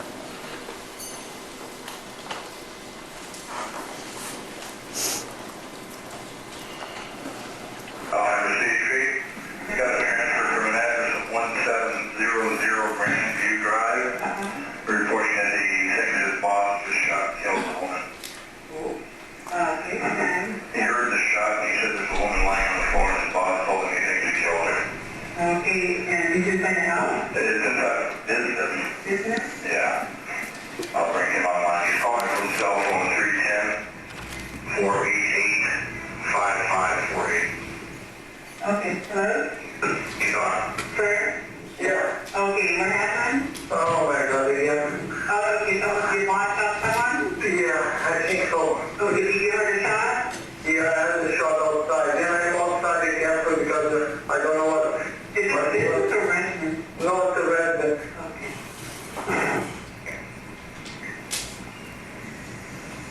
Can I see your boss? Yeah. He had a gun in his hand. Oh, and where's the man now? Yeah, come here. Sir, where's the man?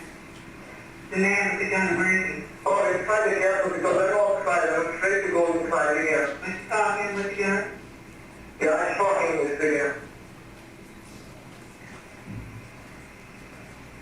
Who did he shoot? I don't know the name. Okay, so stay on the line, okay? Okay, please, Okay, hold on, okay? Sir, Ian? Yeah.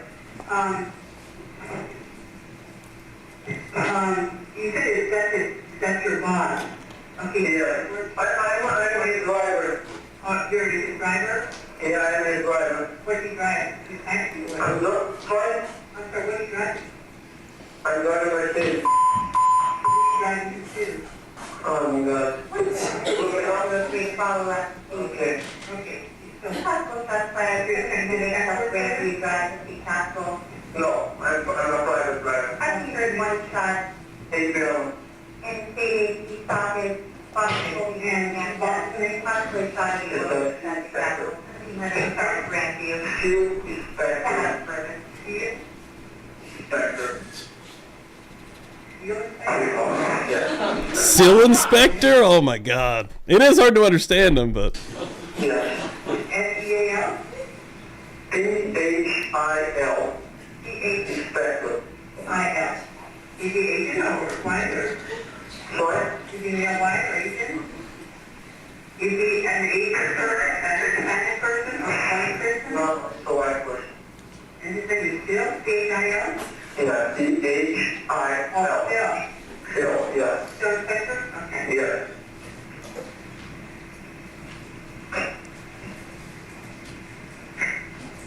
Sorry? Do you see or hear anything else? Outside the castle. I'm not inside anymore. I'm not free to go inside. I don't want to do it. And what's your correct in there? Or how the car? The police car comes. Okay, sir. What's your name? Adriano. Oh, I'm sorry, you gave me that. And your last name? Call the asshole you did.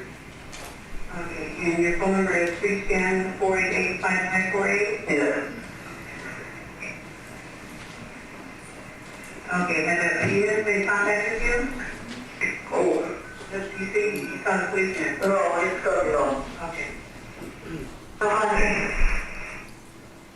Careful. I need to go on call with the refrigerator. Went up the phone off. What color you were saying? Correct. Make sure that the officer is contacted you first before I okay? It's kind of careful, sir. It's kind of. Cops just got there, it sounds like. Okay, you're going to talk to him, okay?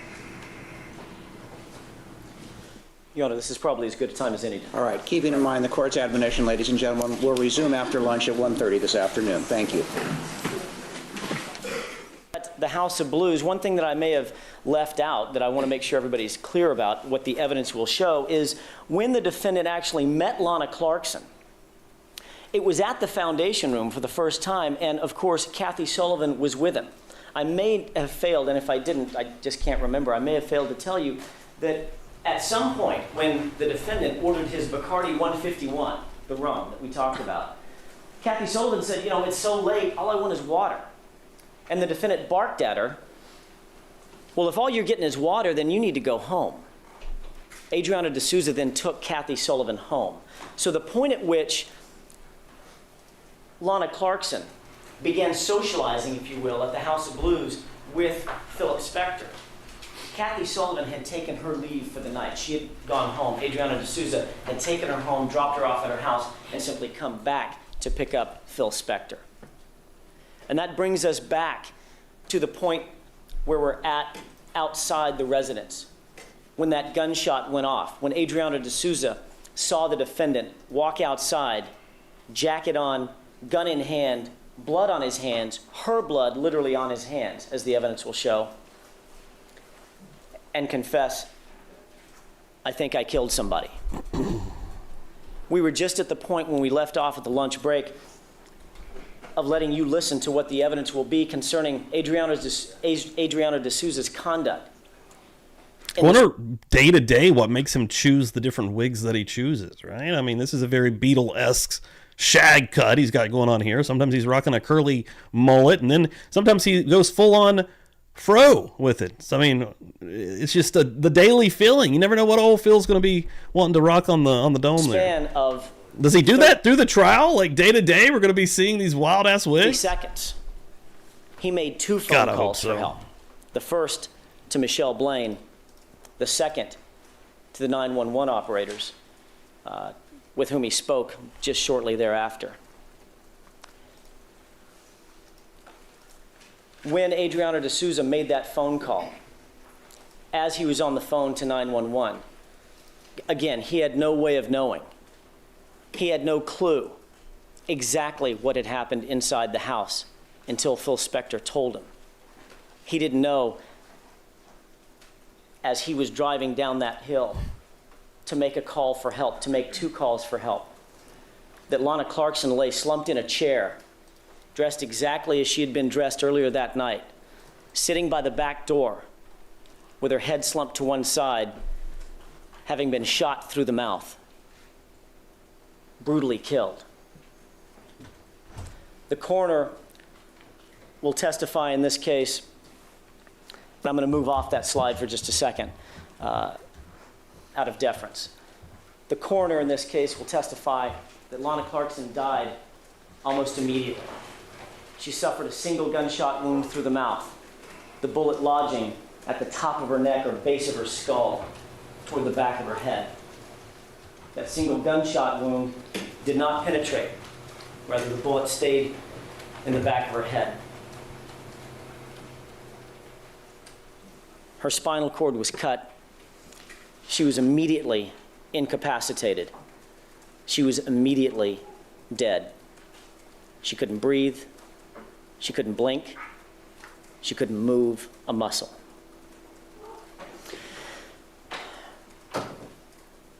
In addition to the defendant's confession, in addition to his own words telling you what happened inside that foyer that night or that morning, there's another set of evidence, an additional set of evidence, both physical evidence and forensic evidence that will tell you exactly what happened inside the foyer.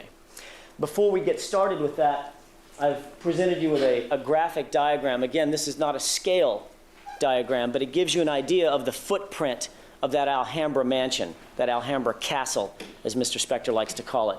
And I told you it would look like a lazy horseshoe.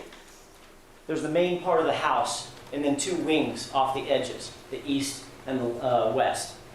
North is to the top, and south is down toward the motor court. So when we talk about north, south, east, and west, you can sort of orient yourself along the lines that we've presented here. As a matter of orientation, I'm going to show you a couple of photographs. Those photographs are going to be taken from the following perspective. You can barely see that. I picked the wrong color for this. You can barely see that yellow. Imagine that that yellow triangle is simply the view of a cameraman taking a picture from the hallway into a living room area. That camera will then pan to the right from the living room area down toward the south part of the foyer. Okay, so the pictures you're about to see are first of the living room, and you'll watch the camera draw back just a little bit and then turn to the right and then pan toward the back door where Philip Spector emerged and confessed to killing Lana Clarkson. The reason I bring this up is because the evidence will show where Lana Clarkson and Philip Spector were socializing. They had come back, the evidence will show, to the house and begun drinking. The drinks that I showed, the drinking pattern that I showed you earlier, has nothing to do with how much Philip Spector drank while he was at the house. I simply expect to present evidence about how much he drank throughout the course of the evening, how much the receipts show, how much the witnesses will say he drank.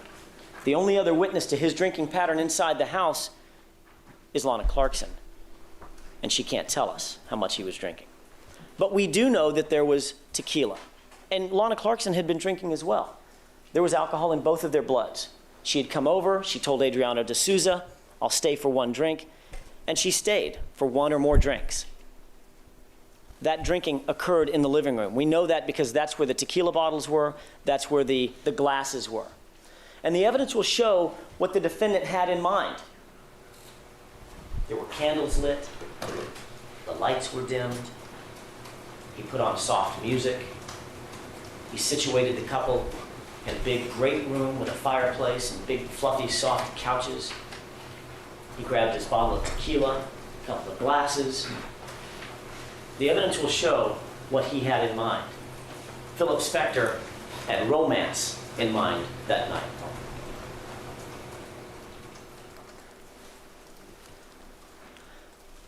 But as you think about the facts of this case, look at where Lana Clarkson ended up dead. This is heading back toward that back door. Look at where her body is in comparison to the back door. Look at what she's wearing. The evidence will show that she had her shoes on. She was wearing that same slip dress she had been wearing at work. She had her jacket on. And most notably, ladies and gentlemen, she literally had her purse on her shoulder, sitting in a chair 5 feet from the back door. The evidence will show Lana Clarkson, notwithstanding the candles, the drinks, the soft music, Lana Clarkson was ready to leave. Her purse was still on her shoulder. Immediately after the shooting, Philip Spector began moving around the house. How do we know that? What physical evidence is going to be presented to prove that? To the left, that photograph is a picture of the back doorknob. You may not be able to see it clearly from there, but you'll get the photographs up close and personal, and you'll see what Philip Spector was doing. There's blood smeared all over that back doorknob. The coroner will tell you that Lana Clarkson couldn't move. She didn't move. It was physically impossible. The blood on the doorknob is Lana Clarkson's. She didn't put it there. The defendant had blood on his hands, had her blood on his hands. The latch bolt had Lana Clarkson's blood transferred to it. That blood came from Philip Spector's hands.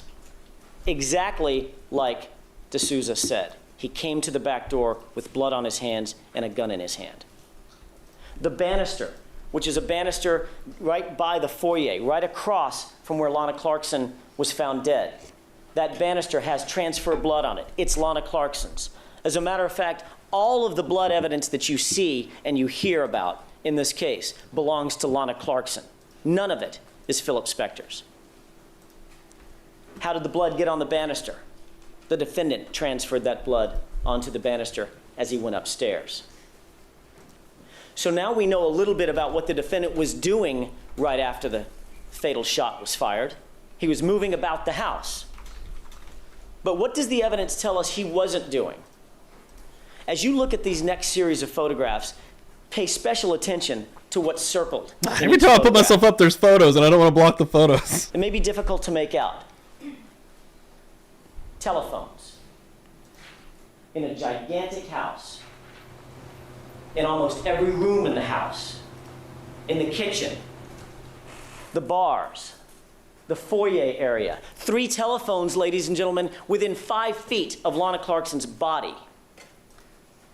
Phones everywhere.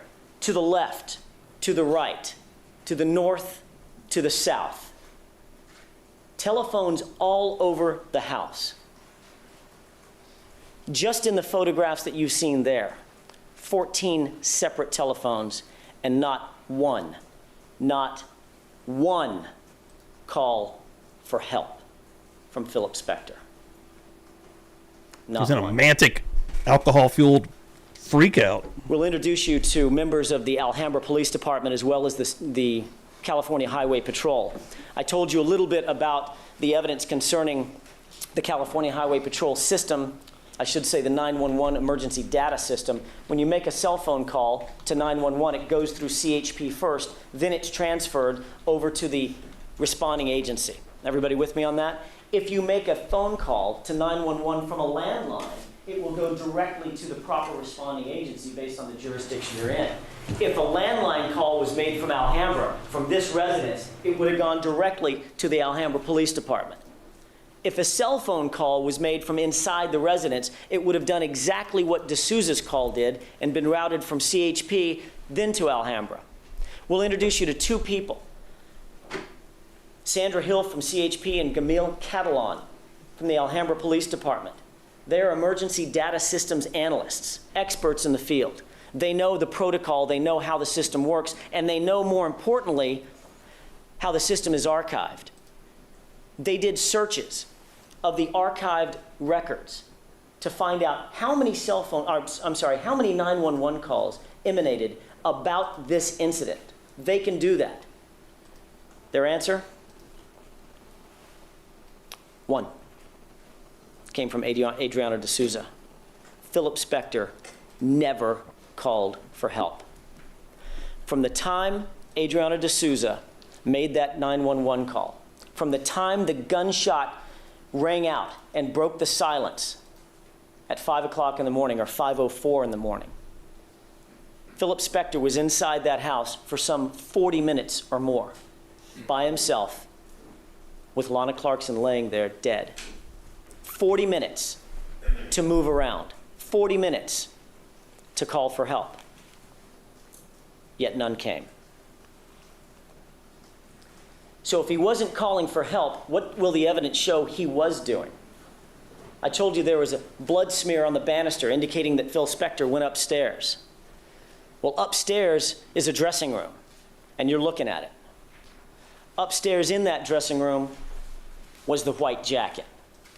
The white jacket that was covered in Lana Clarkson's blood. He had begun to take off his clothing, and he'd begun to try to clean up the mess that he had made. He was cleaning up what he had messed up. So the first thing he did, or along the lines of the first thing he did, is take his jacket off. And then he did something interesting. He grabbed a rag. It turned out to be a Curity diaper. Some of you may be too young to remember. Diapers now are kind of the disposable kind, but back in the old days, they had Curity diapers that were cotton. And they're fantastic for use of as a rag. Polish your car with, polish your furniture with. They're very soft cotton. Well, Philip Spector in his house had several of these Curity diapers. One of them was downstairs in a bathroom, and I want you to visualize, if you will. You've seen the pictures of Lana Clarkson, and you'll see many, many more pictures of the foyer area where she lay dead, slumped in that chair. Right across from her is a stairwell that goes up toward the second floor. That banister is the one that had the blood-smeared transfer on it. On the other side of that stairwell, just adjacent or across from Lana Clarkson in the foyer, is a bathroom. Again, you're looking at it. In that bathroom, found next to an open toilet, was a wet, bloody rag. What you see on the Well, let me get that a little bit clearer. right is that rag. I'm sorry, what you see on the left is that rag as it was found next to the toilet. What you see on the right is the rag after it had been recovered as evidence. All the dark smears that you see, they look dark brown or almost black on this. All of that is Lana Clarkson's blood. Much of that is clotted blood. And the experts will tell you the significance of that clotted blood.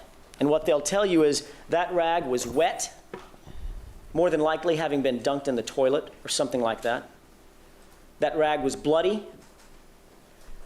The clotted blood indicates that there was transfer from a clotting mechanism, and it takes at least 5 minutes, at minimum 5 minutes, for blood to clot. The evidence will show that this rag was not used, for instance, to stem the flow of bleeding. It was not used to render assistance to Lana Clarkson. Rather, this rag was used by Philip Spector to try to clean up what he had messed up. In a pathetic attempt. It's the only word to describe it. The evidence will establish that it was a pathetic attempt to clean her face. He began to wipe her off. And you'll see from these photographs, and I apologize about the graphic nature of them, but you'll see from these photographs that she has blood stretching all the way to her cheeks, over the bridge of her nose, to her ears, in her hair. That blood did not get there from the gunshot.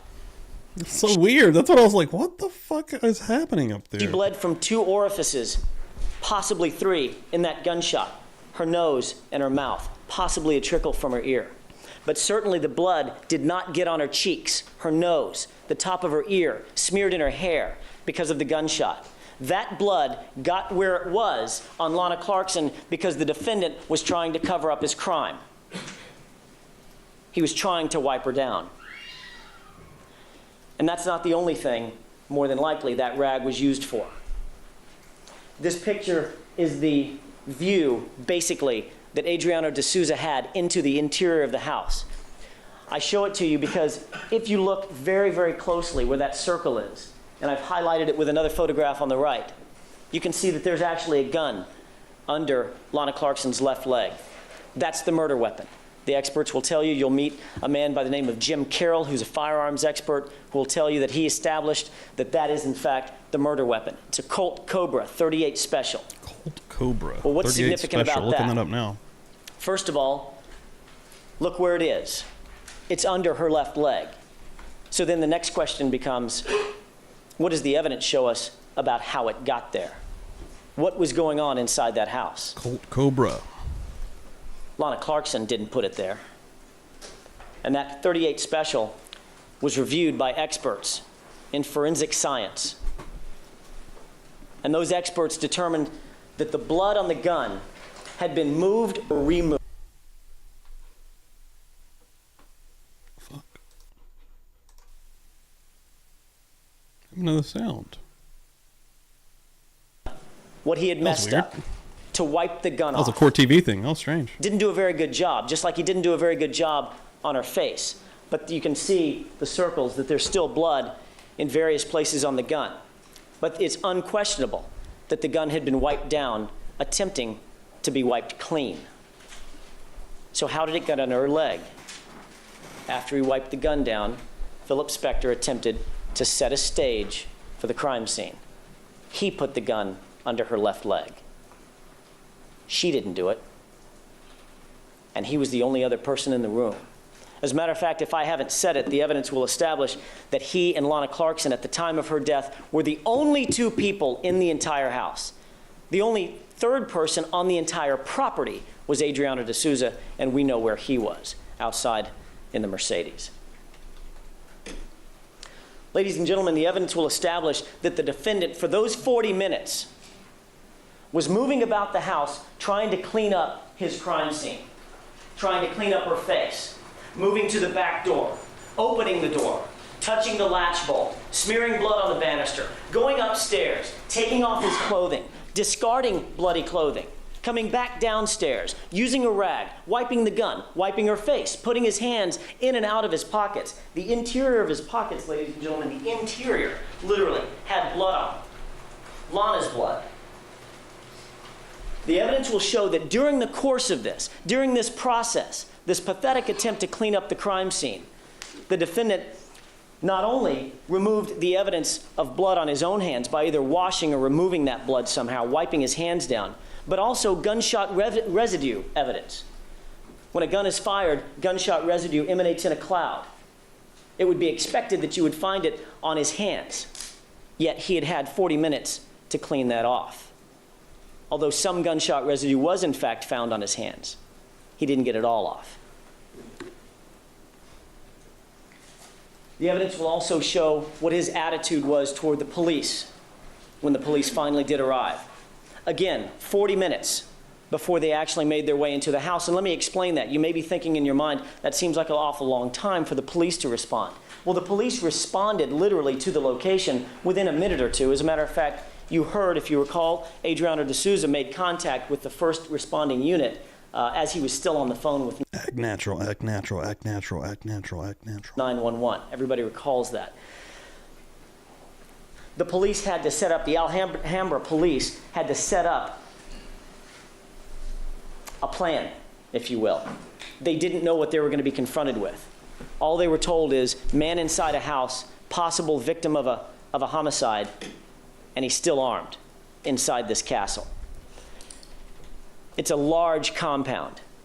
You'll hear that they had to search different areas of the compound.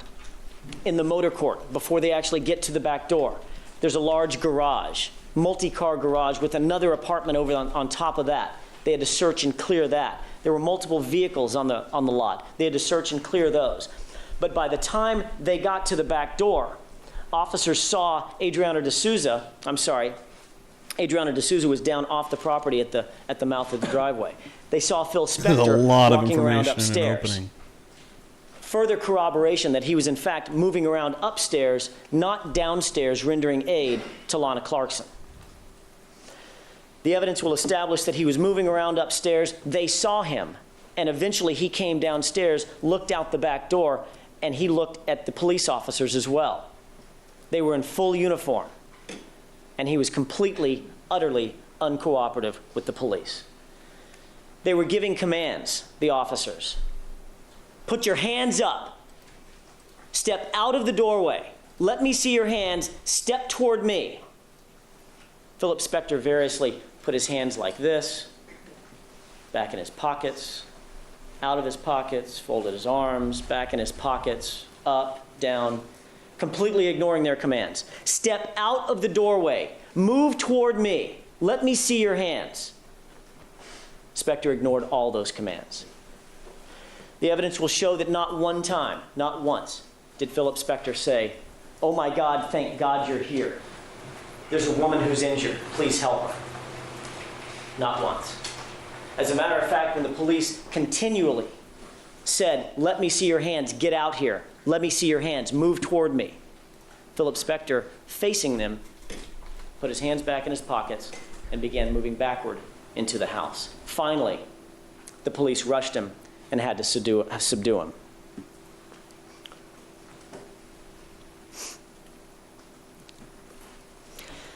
That Colt Cobra that we talked about just a second ago, the murder weapon in this case, the evidence will show that it was an unregistered gun, but the evidence will also show exactly where it came from. Lana Clarkson, as you can see from the side of this photograph, on the left side, Lana Clarkson was situated at that back foyer area. Next to her in the foyer area was a bureau. The top drawer of that bureau was open. Inside the top drawer of that bureau was a holster, a Hunter holster, and you'll hear more about that in just a second. Hunter is the manufacturer. That holster and the drawer were exactly as you see it here. The drawer left ajar, the holster empty. What significance does that holster have? When the Colt Cobra is compared to that holster, take a look at this graphic at how it fits. That holster was specifically designed for that gun. That was not the only Hunter holster that Philip Spector had in his house. He had at least two others, these two that you see here. He had a preference, if you will, for that manufacturer. It was no coincidence that it was a Hunter holster that was in the bureau. And it was no coincidence, the evidence will show, that that gun, the murder weapon, fit the holster and came out of that bureau. Take a look at the bullets that were used. The murder weapon contained 6 bullets and 2 different manufacturers. It was filled, the entire chamber was filled with 6 live rounds. The 2 manufacturers were Spear and S&W plus P. Doesn't mean much to us, just 2 different manufacturers of ammunition, until you compare the fact that, again, Philip Spector had in his house 2 other guns loaded with the exact same ammunition, Spear and plus P ammunition. The evidence will establish, ladies and gentlemen, that Philip Spector owned that weapon and that it came out of that bureau drawer. And what of the white jacket? The white jacket that Mr. Spector was so quick to discard upstairs. The evidence in this case about that jacket will be the following. You'll be introduced to photographs, forensic photographs of the jacket. That's what this is. This was taken in a studio by a forensic scientist. And I want to draw your attention to the arrows on the jacket. And I want to make sure that there's no misconception. What you're looking at, the red marks on the left side, predominantly left side of that jacket, are not, in fact, blood themselves. That's not the blood. Those are arrows pointing to blood. And I want to talk for just a second about the concept and the science of blood spatter. You're going to hear, I think Ms. Kinney-Bodden mentioned this several times. Mr. Rosen mentioned it several times, and they said that this case is going to be heavily about science. Well, there's going to be some science in this case. But as you can see from the presentation of the People's case, this is not all about science. There's a lot of other evidence other than science as well. The blood spatter evidence could be considered scientific evidence. And let me explain that word and what we expect the evidence will show about that word and educate you about that word a little bit. A lot of people use the word splatter. If you slam your hand in a puddle of liquid, grape juice or something, it'll splatter on you. There's actually no L in the word spatter as scientists use it. It's blood spatter or liquid spatter. All right? So I'm not misspeaking when I say that. There are 2 types of spatter evidence. You know, there's several more types, but 2 types that we'll be most interested in. Forward spatter and back spatter. Forward spatter is simply the following. The evidence will show through the experts that if, in fact, you fire a weapon, fire a gun into a human body, and the bullet penetrates the front and exits the back, the trajectory of that bullet sometimes will take along with it droplets of blood, and the blood will spread and follow that same line that the bullet has taken. That's forward spatter. Why? Because it's going forward with the trajectory of the bullet. However, in some cases, not every case, but in some cases, if you fire a weapon into an organic substance, something with liquid in it, i.e. a human body. You fire a bullet into that.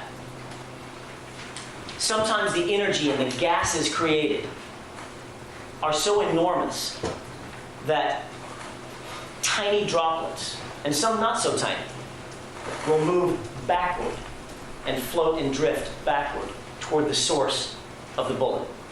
That's considered backspatter. And what you'll hear about in this case is about backspatter, not forward spatter, because of course Lana suffered a gunshot wound that did not exit her. But the experts will tell you that in fact there was backspatter in this case.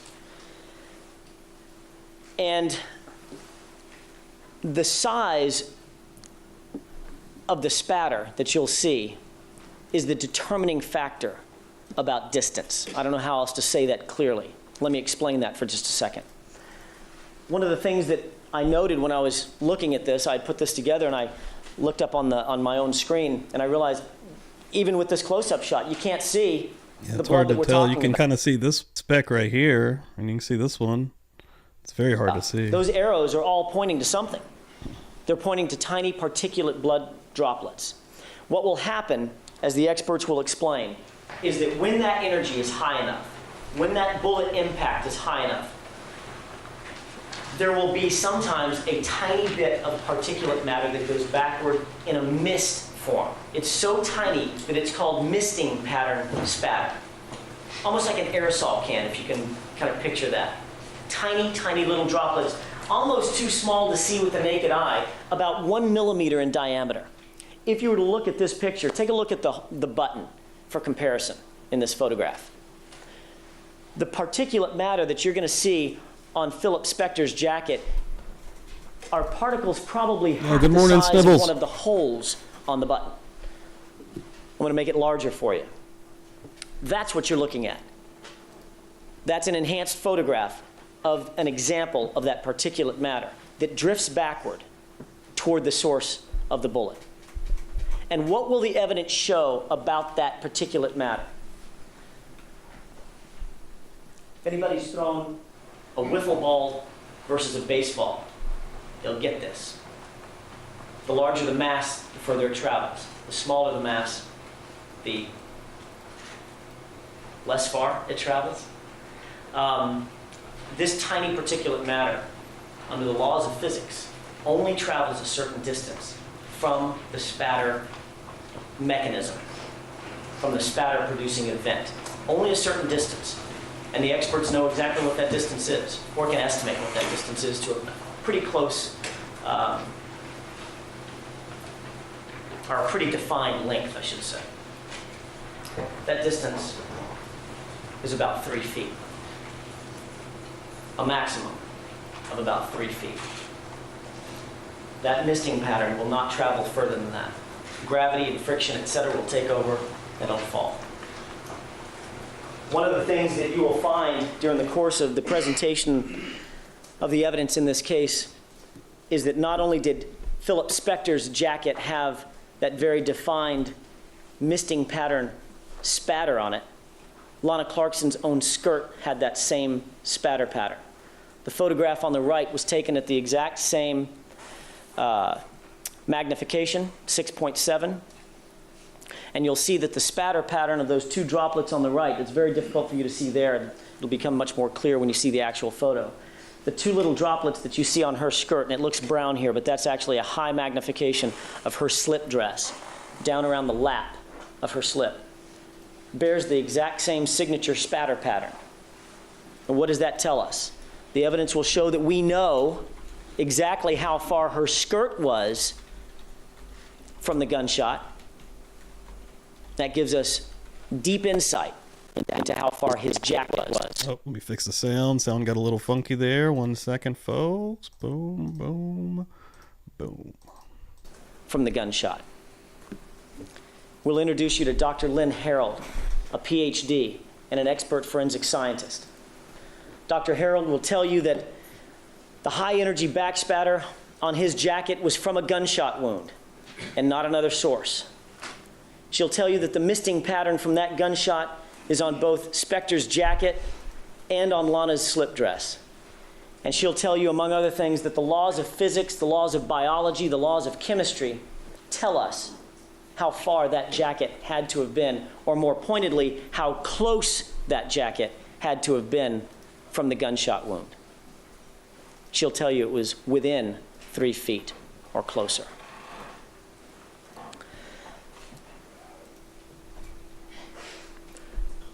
Ladies and gentlemen, I told you when we started talking about this and we moved into the events of February 2nd and 3rd, 2003, that the evidence would illustrate a pattern that begins to emerge. And now that you've been told what that evidence will show, take a look at the pattern that emerges for Lana Clarkson. On February 3rd, 2003, at his house in Alhambra, the defendant had been drinking to excess. He had a romantic interest in Lana Clarkson, unquestionably a romantic interest. He was the one that was seeking her attention. He was the one that was seeking her company, not vice versa. He coaxed her back to his house where they would be alone. She tried to leave, no question about it. She's situated at the back door with her clothes on, her jacket on, her purse slung over her shoulder, not 10 feet from the car that would have driven her to safety, separated only by a closed door. The defendant pulled his handgun, his gun, out of his bureau drawer, secured in his holster, and loaded with his bullets. And he shot Lana Clarkson through the mouth, a single gunshot.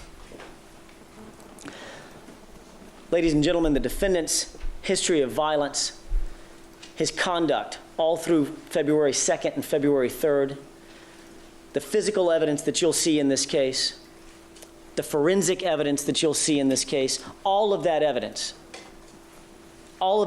taken together will give deep meaning to the defendant's own words, his own confession. A confession, ladies and gentlemen, I think I killed somebody, that still echoes in this courtroom today. At the close of the presentation of all of the evidence in this case, we're confident that you'll be convinced beyond a reasonable doubt that Philip Spector is guilty of the murder of Lana Clarkson. Thank you for your attention. Wow. Thank you, Mr. Jackson. Mr. Cutler, who's going to lead What off? an opening. Who's going to lead off for the defense? You may proceed. Yes, I'm sorry. We just have a moment. Yes. We're going to keep rolling here. Let's see what we're going into. Real quick, outside of the presence of the jury, the judge and counsel discuss evidence outside the presence of the jury. We're going to go in that. It's going to be about 35 minutes. We're going to keep rocking and rolling here. Everybody hanging out this morning, thank you all so freaking much. Murder Church Season 4, Episode 1 is happening, and it's live. I want to show a little bit of love to some folks that's come through this morning. First of all, give me 1 second. 1 second here. First of all, right out the gate, Joanne coming through here and showing off her 10-month membership status. Good morning. Looking forward to seeing Jackson. That's been absolutely amazing this morning. Seeing a young 17 years ago Jackson, who is now a defense attorney for Karen Reed in the most popular mega trial that's happening right now in true crime and the United States of America, quite frankly. And yeah, you get to see him in this other mega trial, the Hollywood trial, where he was the prosecutor in 2007. Super interesting. Bonnie Bailey coming through with $5 passing the plate this morning. Thank you very much. Man. That was the wrong one. Let me show you a little love, though. Hold up. Biggie's going to come through for you, baby. Give me the loot. Give me the loot. Love it, love it, love it. And then right behind it, Donna coming through here, past the plate. Baby, $1.99. Yep, Donna Minner coming through here. Got that one right. Been practicing. And then Shiraz coming through with $10, passing the plate as well. Thank you so much. And everybody that's coming through here, welcome in. This is gun country. You're not fucking around with Publicly Buzzed. 12 months, baby. That's 1 full year, okay? That is a full fucking child, okay? You've had the baby, even it's back at the house, and you're months into having a baby at this point in time. Love that you go over these cases. You guys rock. No, Heather, you're absolutely amazing. Always sharing and helping also over on X/Twitter. Love it, love it, love it. And then Majestic Unicorn also shared this out, the actual stream on X. Thank you so much. Thanks for covering this trial. You're absolutely amazing as well. This has been a crazy, crazy morning, everybody. Appreciate it, appreciate it. We're going to keep rocking and rolling here. If you haven't hit the like, do so. If you haven't shared it out, do so. I'm going to give you guys a stinger, and we're going to keep rolling.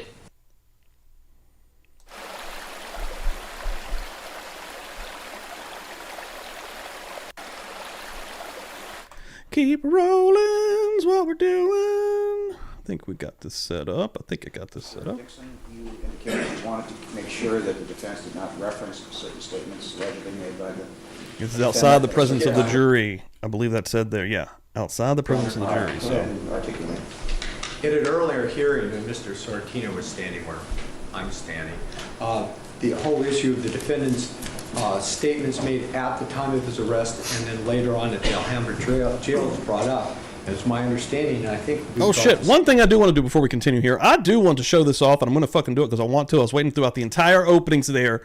I'm going to show off the wigs of this man. Kaylin sent me some pictures that I'm going to show real quick. This goes from when he was a young man, you know, entering the the music business, all the way until what he sort of ended up looking like there at the end. Holy shit, guys. Okay. Holy shit. Look at this dude. Okay? You know how hard it was not to choose this one for the thumbnail? All right, again, I wanted to choose this picture and then have all of the information spilling out of his hair. All of the details about the murder church. Holy shit. Holy shit. And then, hold on, I think there's one more in here. Hold on one second. Hold on. I think she sent me another one underneath that one where it keeps going. Yes, we're not done. We have another set of pictures that I do want to show off before we keep rolling here. This dude's wigs. I mean, they're nice also. You can tell they're expensive wigs. They're freaking nice. Nice wigs. Look at this dude. Look at him here. Look at this guy. What the fuck is going on? And this is the one we're rocking right now. I really hope that they continue to change throughout the trial as well, daily. Since then, that the court ruled that those were 1220 statements, that they would only come in if the prosecution offered them. And if the defense offered them, they'd be hearsay statements.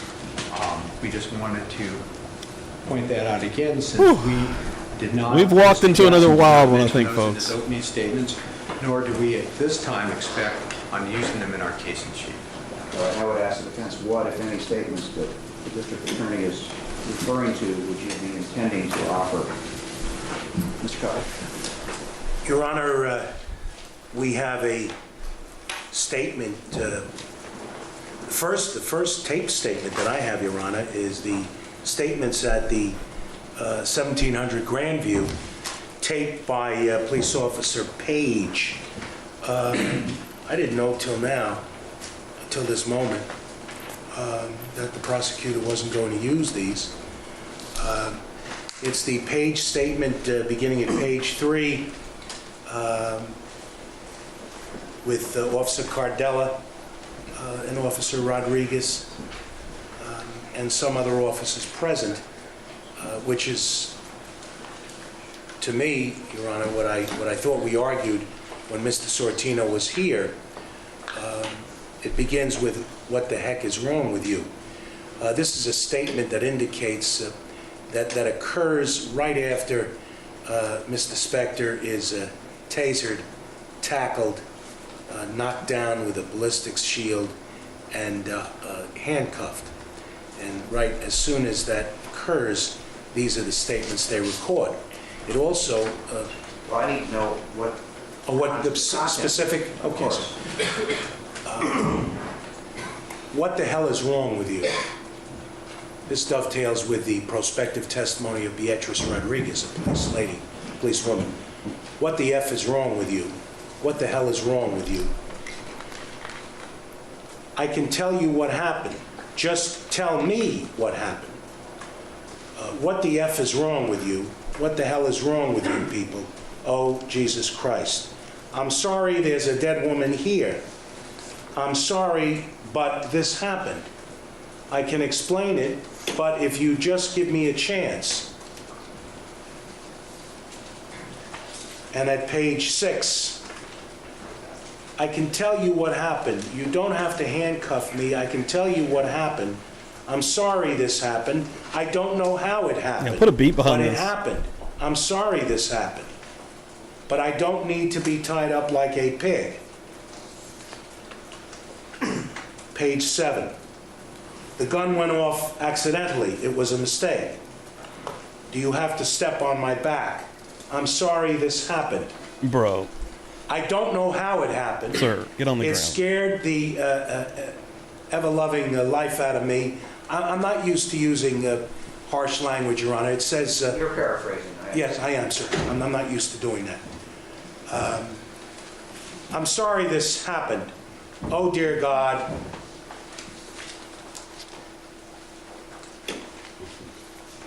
This is the most devastating thing I've ever seen in my life.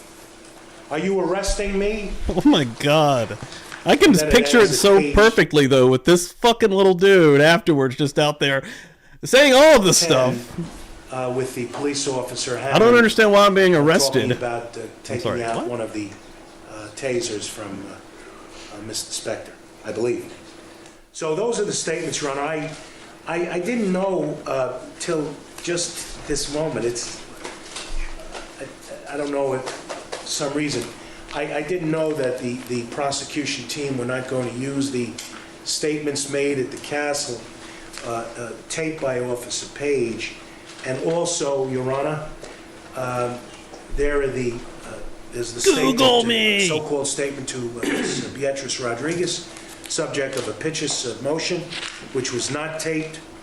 And then we have Judge Fidler statements back at the Alhambra Police Station to Detective Panetta regarding a self-inflicted gunshot wound. This was also testified to in the grand jury. There are several statements in here that I wanted to adduce from, I think it's Esther Panetta, police woman. Look, I can't rule unless I know the content. Yes, sir. Yeah, the judge is like smirking. May I begin, Your Honor? Yes. He's trying to cover it up now. Page 17, this is Mr. I don't know. Son of a bitch! Spector. What's happening to my house, Mr. Spector? I mean, what happened? What happened at my house? How do I find out what is going on, Mr. Spector? I can tell you what happened, but I can't tell anybody what's going on there now. And then there's some conversation between Officer Panetta. I'm sorry, Your Honor.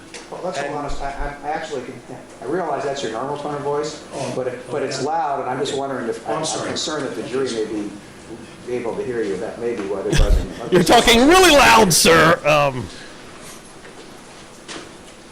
This judge can't even handle this. This is day 1. This is hour 2. I gotta go to the soda voce, Your Honor. I promised you I would, and I'm going to do it. I'm only concerned if the jury can't hear us, there's no problem. But if they can, then we'll have to find a different way.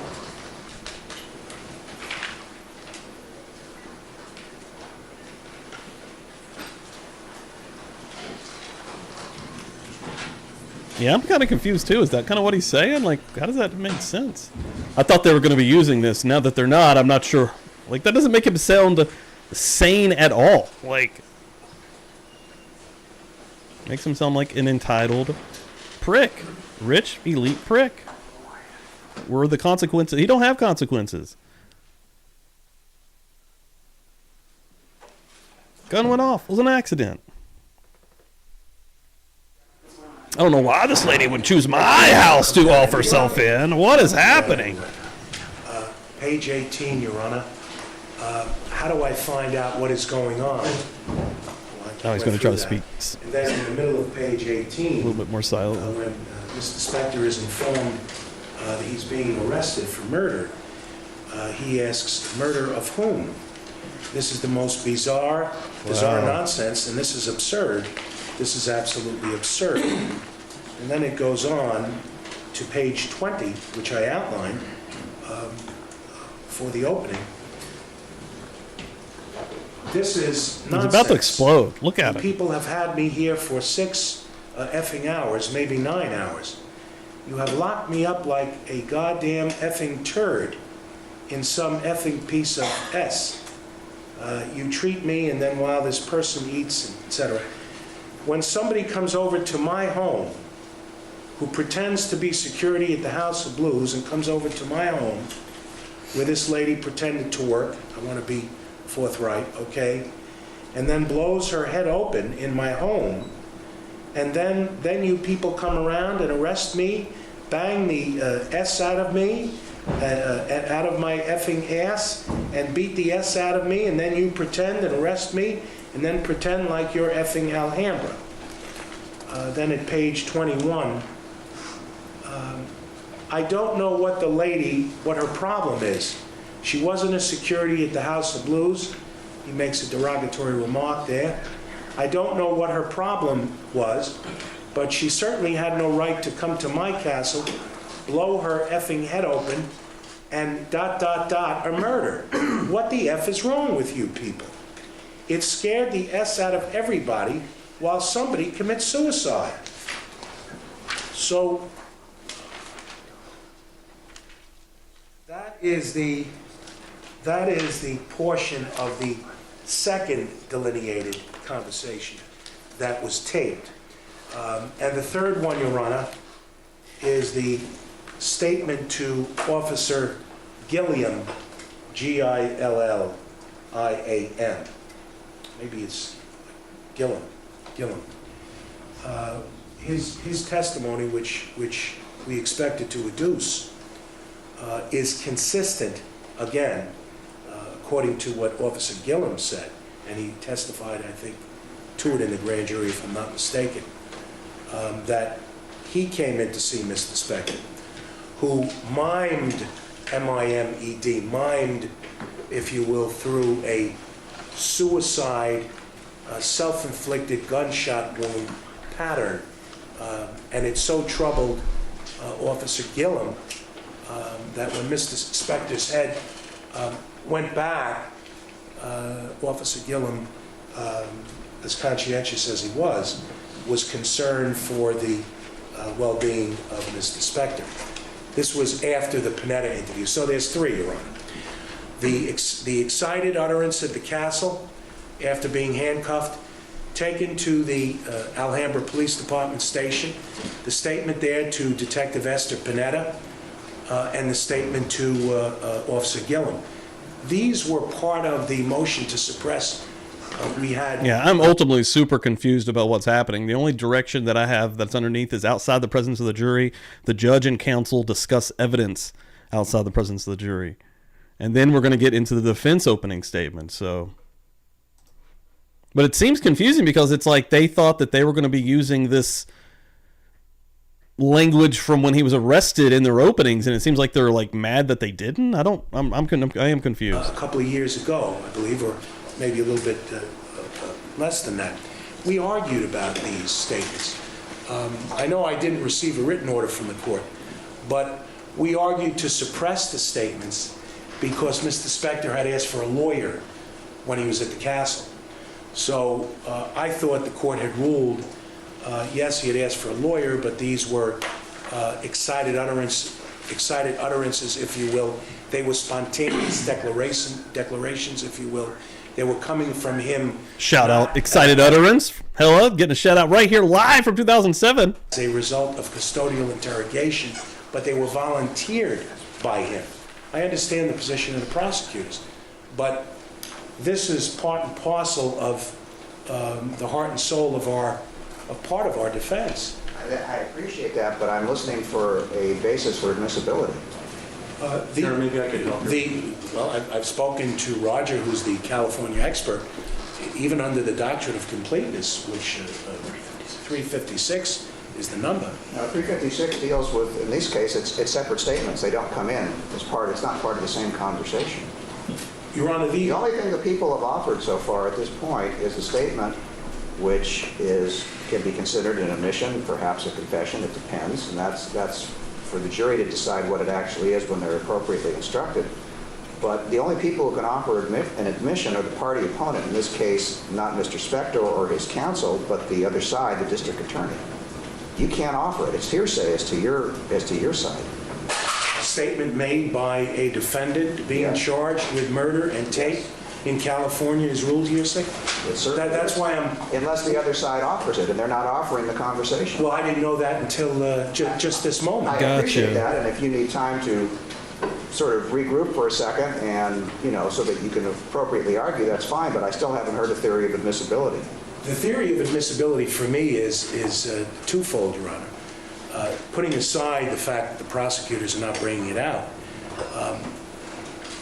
it is, and I don't want to repeat myself, but these are statements made by a defendant who's being accused of murder. And even if the prosecutor doesn't use them, if he takes part of a statement which he's using with D'Souza, that's a whole different statement. I appreciate that, Your Honor, but we've geared the jury to thinking about corroboration.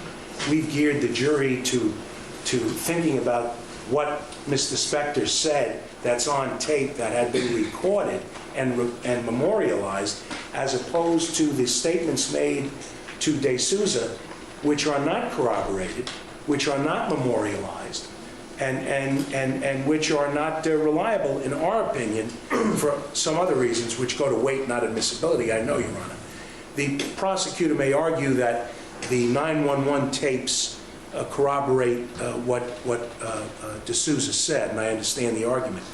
For me, they're excited utterances, they're spontaneous declarations, and they certainly go to the state of mind of Philip. I'm certainly getting aid and help from California expert I think that he's arguing that this should be in because, again, he's using excited utterance. I think that's, the term they're using here in the trial. But, he's so frantic in the time of he's getting actually murdered. He's saying all these wild things, and that's going to the state of mind that Phil Spector was in at the time after the murder. Like I'm kind of like what's in a lot of ways, even in the Karen Rean case, when we see her get to the location and she's frantic as hell, that's how a normal person would probably act, Like even if she said, I hit him, even if she did, that's not even that fucking strange, honestly. Like, she's in a moment of just absolute, like, a meltdown, frankly. On this, I was operating under the impression the court had ruled they were admissible.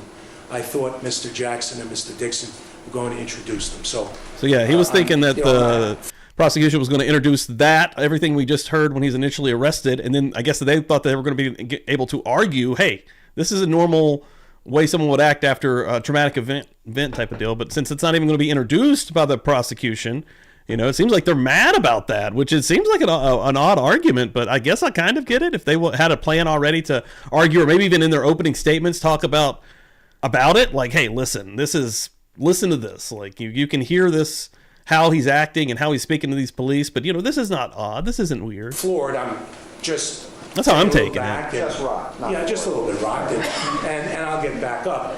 I just wanted to make the record for you, Your Honor. I know you as a former trial lawyer understand more than anyone. Other than, may I have a moment, Your Honor? Sure. You want to consult with yes. your co-counsel? Probably can't read my handwriting. I can.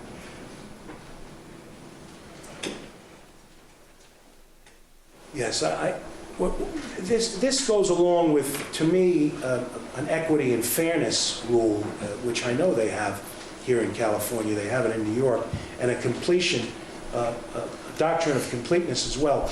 The prosecutors opened the door, and I think this is Mr. Jackson, by saying that Mr. Spector did not say or act like a person who was concerned that somebody died in his home. And I, ab initio, have been, at least the 2 days I was up, last Monday and Wednesday, have been going over with the jurors that the decedent died in Philip's home, at her hand, not his. And science will back that up. So now we're at, to me, a tactical and trial disadvantage, because the impression is left with the jury that what Mr. Spector did was kind of, he didn't say it, but kind of evidence of consciousness of guilt, even though I dub it consciousness of terrorized innocence, and also mentioned about the 14 telephones and didn't call 911. when you leave that impression with the jury, Your Honor, most respectfully, at least from our vantage point, they're getting 1/3 of a story when 3/3 would be the complete story. And that's where my argument is. I can't cite you a case because we haven't researched it, but I'd like to be able to do that. And today was the first day, and that I heard Mr. Dixon echo this change in trial tactic. I didn't expect it. I don't know how else to expound upon it. It just seems to me under everything we said, Judge, the jury is being misled about what happened at the castle. Mr. Jackson also said he was uncooperative and he was cavalier. He didn't make phone calls. He was uncooperative. I want the jury to know what happened. Mr. Spector invited them into the house. He may have been in shock, but one of the tapes begins with, "You come in. You have to see this, please." And not coming in, they asked him to raise his hands, and he did once, and then they asked him to raise it again and again and again, and he didn't. And then the tasering began, and the tackling and the rest of it. I remember arguing this, and I also am told by Mr. Rosen that Section 356... Yeah, the judge is already getting a little bit of a taste of what we're in for with this guy, right? It's like, oh my God, bro, like... Subject matter. Is that the idea? Yeah, could I just... Certainly, is that it?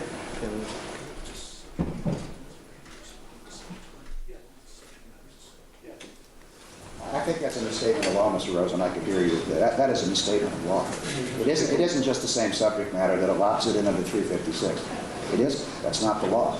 I can show you, I'll be happy to get you cases, I don't have them up here at the bench, where a person basically, the prosecution, for instance, offers a statement, and there's a brief pause, as little as 2 minutes, and then another statement is made which the defense wants in, and they try to get it in under 356 because otherwise it's hearsay.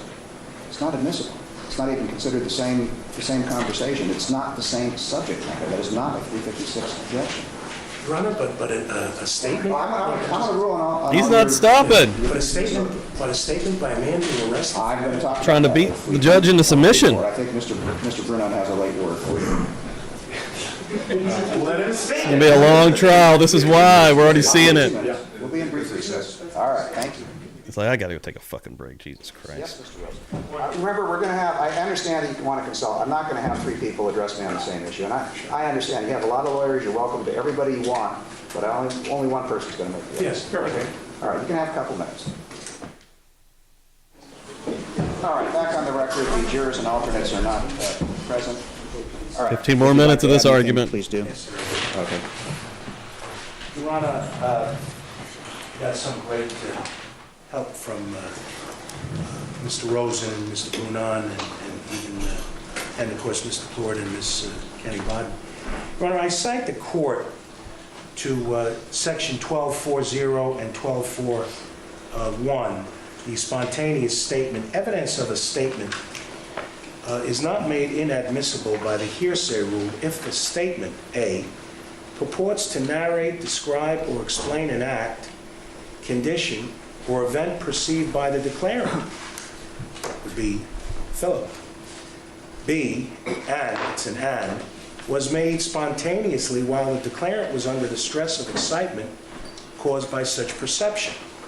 So that's the first section. The second one is 1241, evidence, a contemporaneous statement. Evidence of a statement is not made inadmissible by the hearsay rule if the statement A is offered to explain, qualify, or make understandable conduct of the declarant, and B, was made while the declarant was engaged in such conduct. Your Honor, so that's the first part of the argument, why it should come in. The other part is, in opening statements, we've been guided by the court's ruling that the evidence will show, we will prove that, the evidence will show that. So we have to stay away from speculation. So an opening statement is not evidence.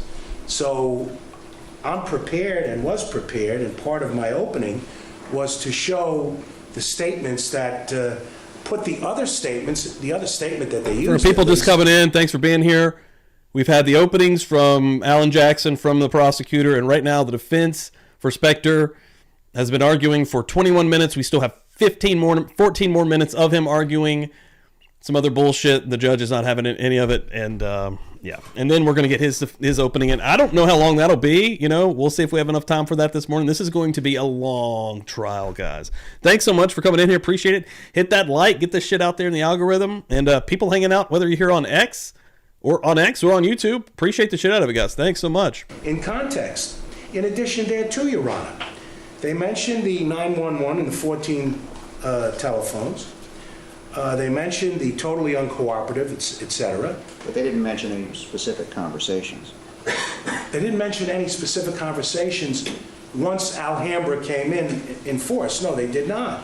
But they created the impression that something happened that didn't. And in addition to, Your Honor, I mentioned this before, but I've been with these great lawyers, there's so many of them, they just, they come at me in the best of ways. Just the greatest lawyers I've ever talked to in my life. Just the best. Goes to what I mentioned to you before, that this was not an uncooperative stance. There was no consciousness of guilt. As a matter of fact, it was Philip at the door who beckoned to the Alhambra folks to come in. I mean, he didn't call the police, I understand that, but he did say, come in, you've got to see this. So those are some other explanations. You must see this, there's a dead woman here. So it's not coming in for the truth per se, and that's another aspect of it. It's coming in for state of mind. And the last and most important thing, Judge, as an out-of-towner, I'm about to get up, deliver an opening statement. And I think this kind of thing, and I'm not casting aspersions, but this kind of thing should have been subject to some in limine ruling. I did read your minutes, I read your ruling, but Judge is already done with this shit.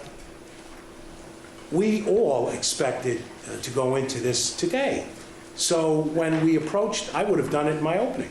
So when we approached you, Judge, I found out today for the first time from Mr. I literally always asking Dixon, ultimately.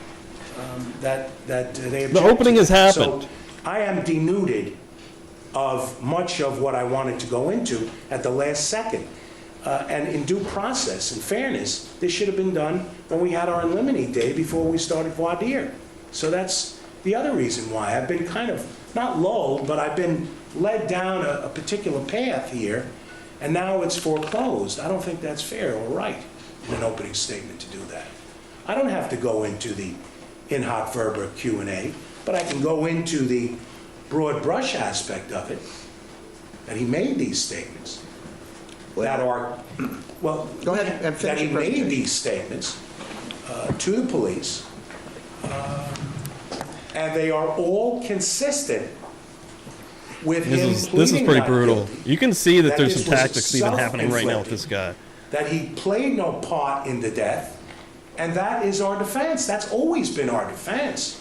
Not the science is some of the meat and potatoes in our defense, Your Honor, but it's This always guy's, been our defense. He's like, listen, I'll tell you what I'm going to do, Phil. What we're going to do is I'm just going to endlessly talk until I'm actually stopped and taken out of the courtroom. That way, you'll never be doing time in prison. You can sit in this chair. You may die in this chair. I will talk for the rest of our lives. That is what I will do for you. Like, what is happening? That the things he said that were recorded were part and parcel of the muscle in our defense, because they were all, I don't want to say consistent because that will move you away, they were all part of our defense. And it's not until a few moments ago that I found out that the prosecutor is not introducing the Beatrice Rodriguez statement, from what I understand, which is their prerogative, I imagine. But now they've gone further, they've gone and they've said, we are precluded now from mentioning the statements that Mr. Spector made, after they argued so vociferously, without saying consciousness of guilt. That's what they argued. They argued it forcefully about the cleanup, the 40 minutes, the not making the phone calls. the doing nothing, being uncooperative, they created an impression that's not true and not accurate for us. So under 1240, 1241, opening statements, and all the other things that I mentioned, and I asked that the court reconsider. In addition thereto, I spoke to Mr. Claude, Mr. Brunon, and Mr. Rosen. We'd like to submit something on this, Your Honor, and I don't want to be hamstrung at this point at 3 o'clock now to strip my opening statement and just to go forward. I don't think it's a fair thing. Okay. I don't think it's fair. That's all I'm saying. All right. I'm not angry, Your Honor. I'm just taken aback. I didn't think you were. Yeah. Okay. Anything else? No, sir. All right. Let me try to, if I don't mention anything specifically in my ruling, doesn't mean I haven't considered it. I'm just trying to recall specifically the arguments that were made. First of all, working backwards more or less, you indicated in New York, which I do not have knowledge of New York law, but you mentioned an equity and fairness either argument or statute. We have no Due process, Your Honor. well, while we have equity, we have fairness, and we have due process in California, we don't have it as a statute in the evidence code that would allow under those headings for you to introduce otherwise inadmissible statements. So it's not coming in under that guise, if you will.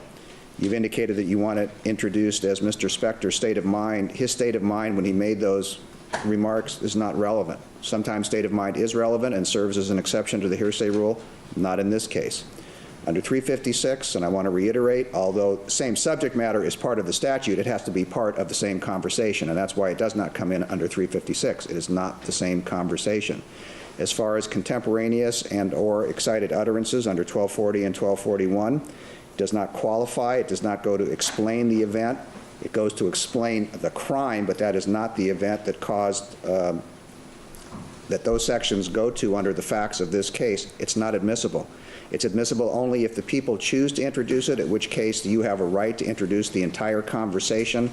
If they introduce a conversation, you can introduce all parts of it. If they don't, that's what 356 goes to. There's no legal or evidentiary basis to admit these statements. They're inadmissible under California law. They're hearsay, with no exception.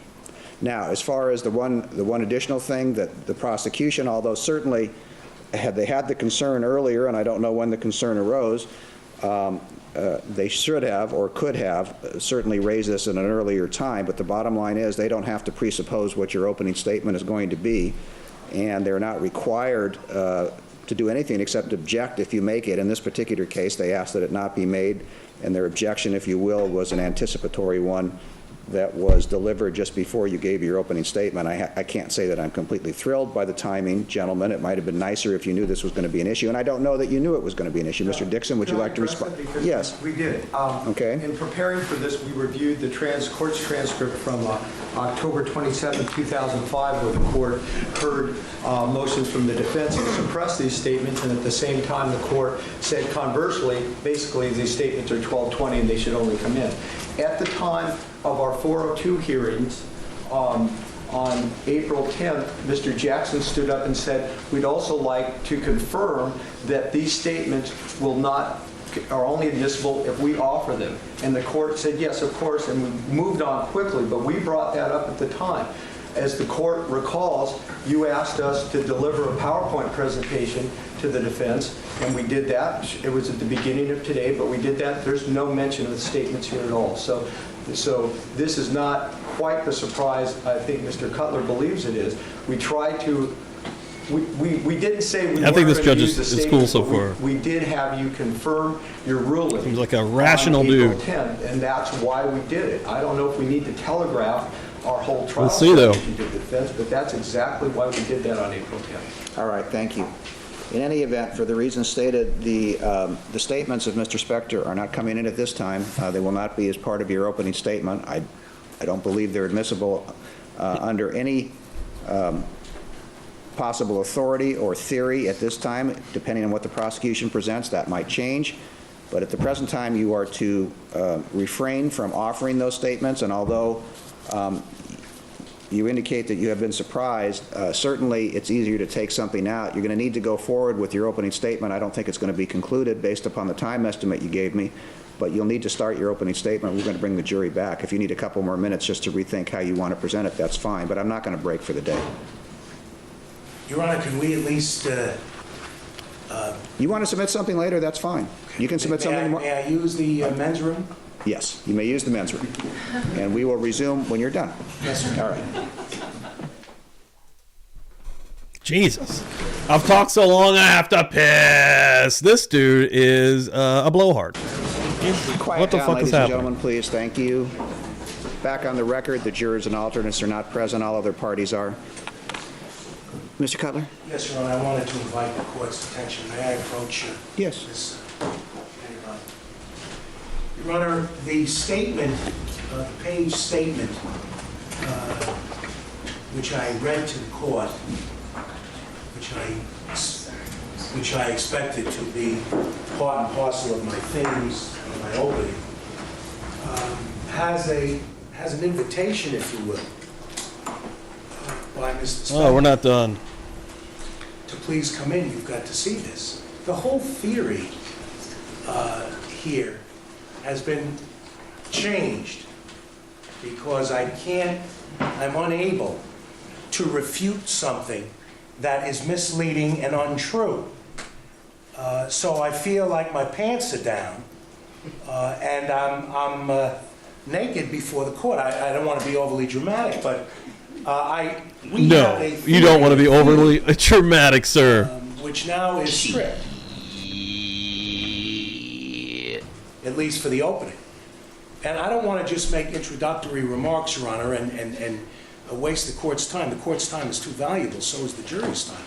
But all of this is part of a theme and a theory that I've woven. I don't just get up and I don't want to say move from the hip, if you will.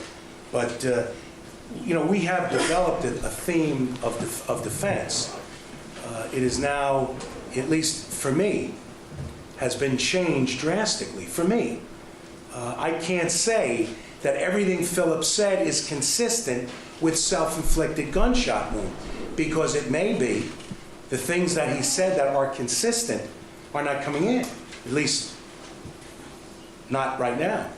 In addition there to the so-called invitation to the police, which refutes the uncooperative aspect and the consciousness of guilt.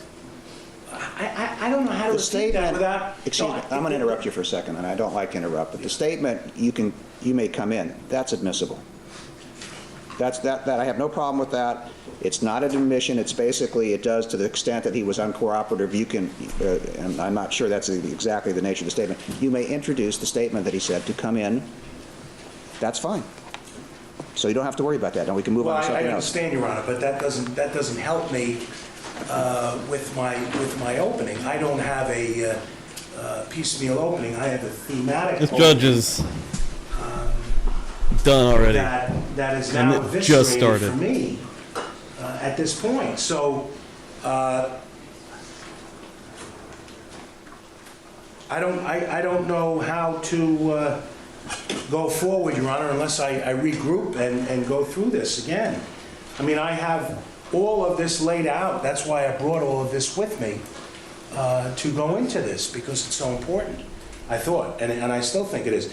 It also, it now puts the onus on us to feel that we may have to, of course it's maybe premature, but call Mr. Spector to the stand if we're not planning on doing it, if we don't want to do it, if we don't need to do it, and it's not something we're married to one way or the other, but it throws the onus on us.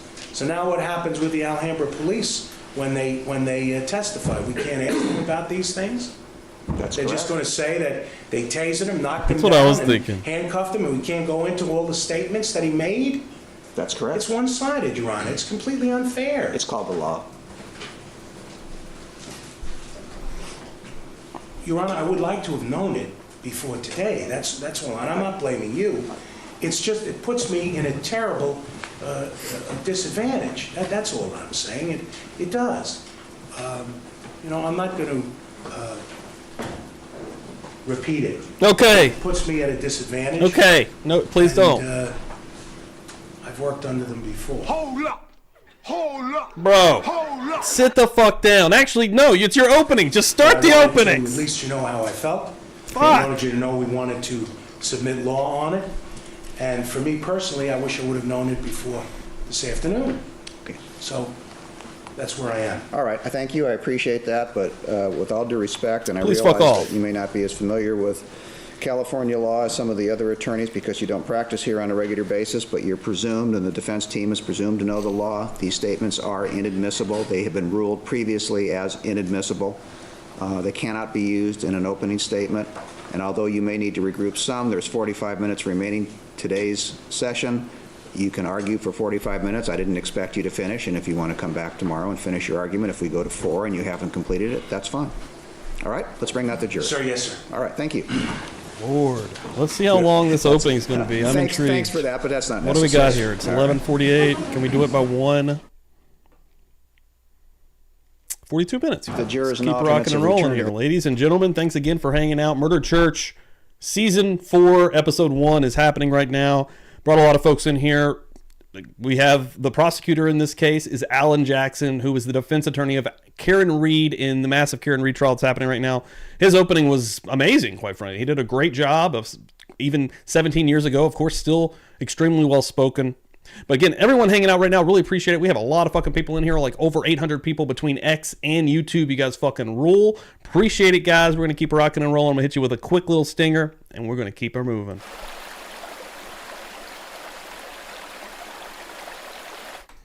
Let's rock. The courtroom, and ladies and gentlemen, thank you so much for your patience. Openings from this man. Oh, God. It's not going to happen again, but it is. I think I forewarned you that at times the legal arguments are going to be lengthy, and all we can do is put you in the jury room and make you as comfortable as we can. And with that in mind, Mr. Cutler, you may proceed. May it please the court. Ladies and gentlemen, good afternoon. I haven't spoken with you since last week. I think it was on Wednesday of last week, so it's been a week. As you know, I'm Bruce Cutler, and I've come here to represent Philip Spector. Bruce Cutler. In this very, very serious matter. Google him back here. With the court's permission, I'd like to begin my opening remarks to you. Still alive.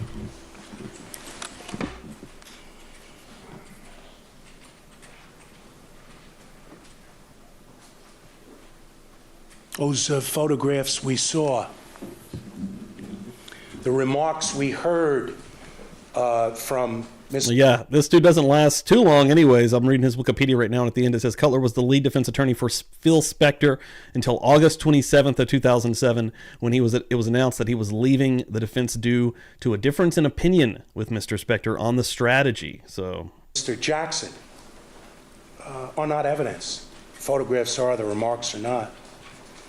It seems from Mr. Jackson that he has a very, from his opening statement, which is not. Oh wow, yeah, this is a mob lawyer, formerly a Brooklyn assistant district attorney. Cutler gained notoriety in the 80s when he won 3 acquittals for Gambino crime family boss John Gotti. Wow.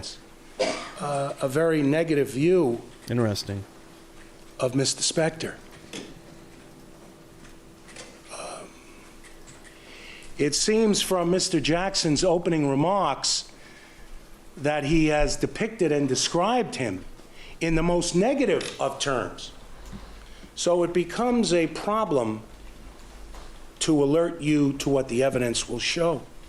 Part of what the evidence will show is that being successful, accomplishing so much, achieving so much in life, doing so much for others, when you achieve so much, can come back to hurt you. Your car is too nice. Restaurant is too nice, the evidence will show. The hotel in Manhattan, Carlisle, is too nice, the evidence will show. Fame and success comes back to haunt you.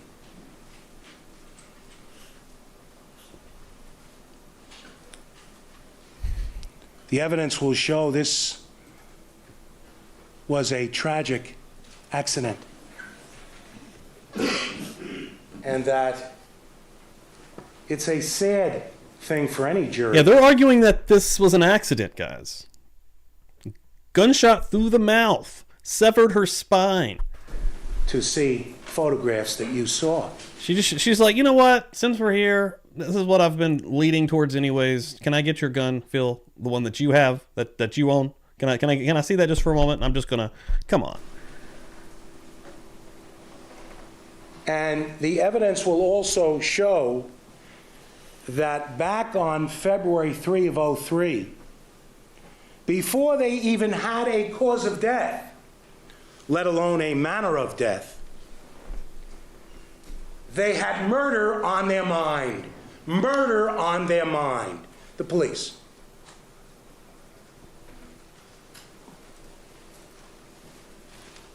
According to Melly, that was a Melly reference Mr. Jackson, from the past.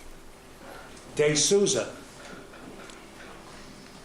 a substitute driver with a language problem who was full of snacks and cookies and water and sound asleep, sitting in a closed car with the heat on and the radio on and the fountain going, could hear what Mr. Jackson claimed he heard. And that awakening from a deep sleep, which Mr. Jackson apparently did not mention, the evidence will show, he was able to be startled enough and to hear those 5 fatal words. I think I killed somebody. I think I killed somebody. I think somebody is killed. Or maybe he didn't hear anything. Because according to Mr. Jackson, the evidence will show that De Souza asked Mr. Spector, "What happened, sir?" And he received a shrug. But when I say to you, ladies and gentlemen, murder was on their mind, this is what I mean. This is a quote from Detective Fournier, I hope I'm pronouncing it right. Interesting. And Tomlin, but I think it's Detective Fournier, Fournier, to De Souza in an interview in Alhambra on the 3rd of February, right after this incident.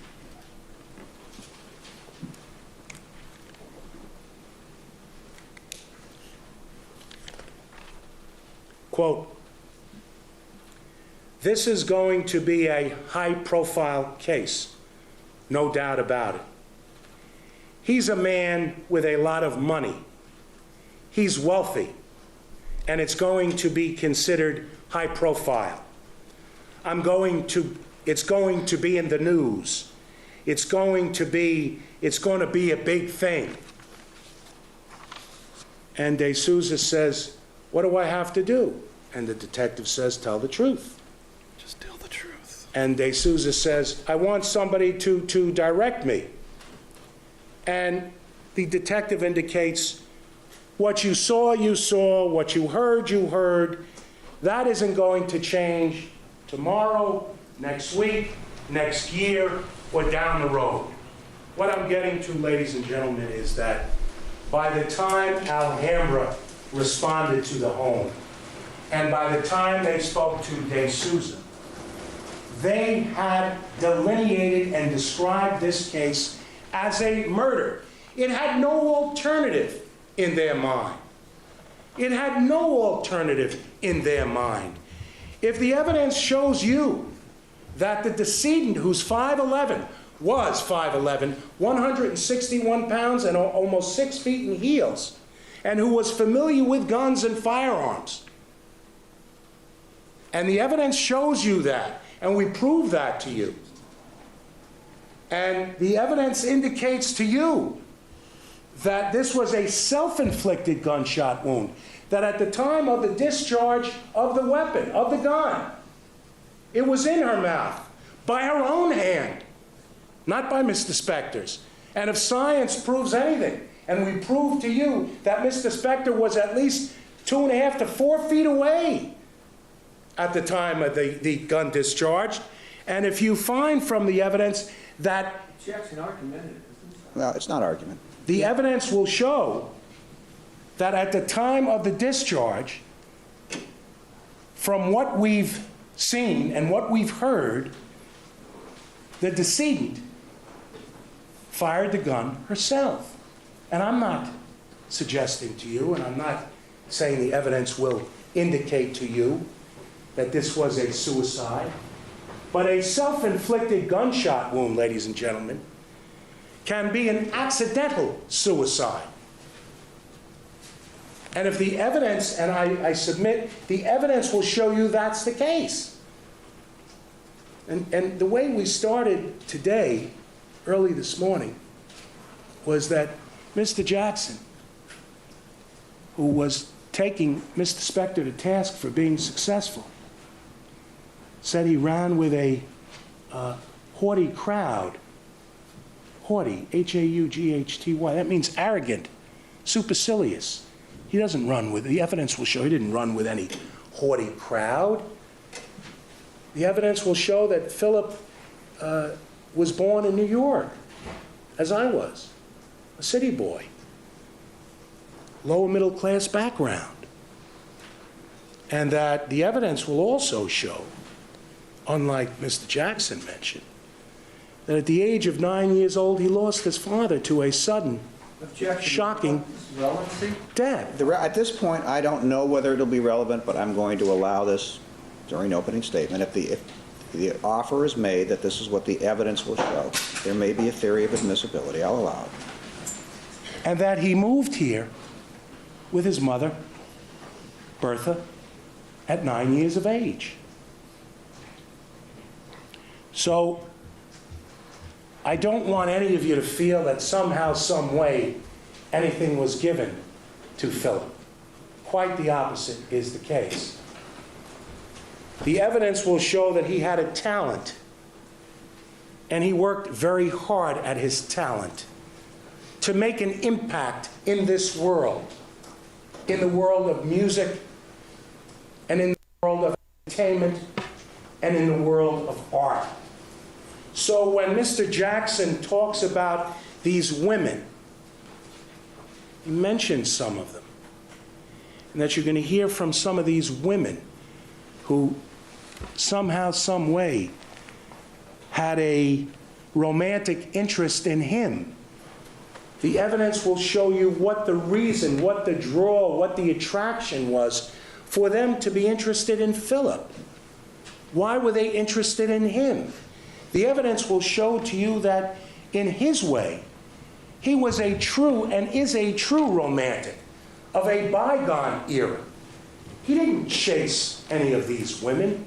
They came to him. They wanted to spend time with him. These were relationships that occurred between him and these women. They have nothing to do with the death of the decedent.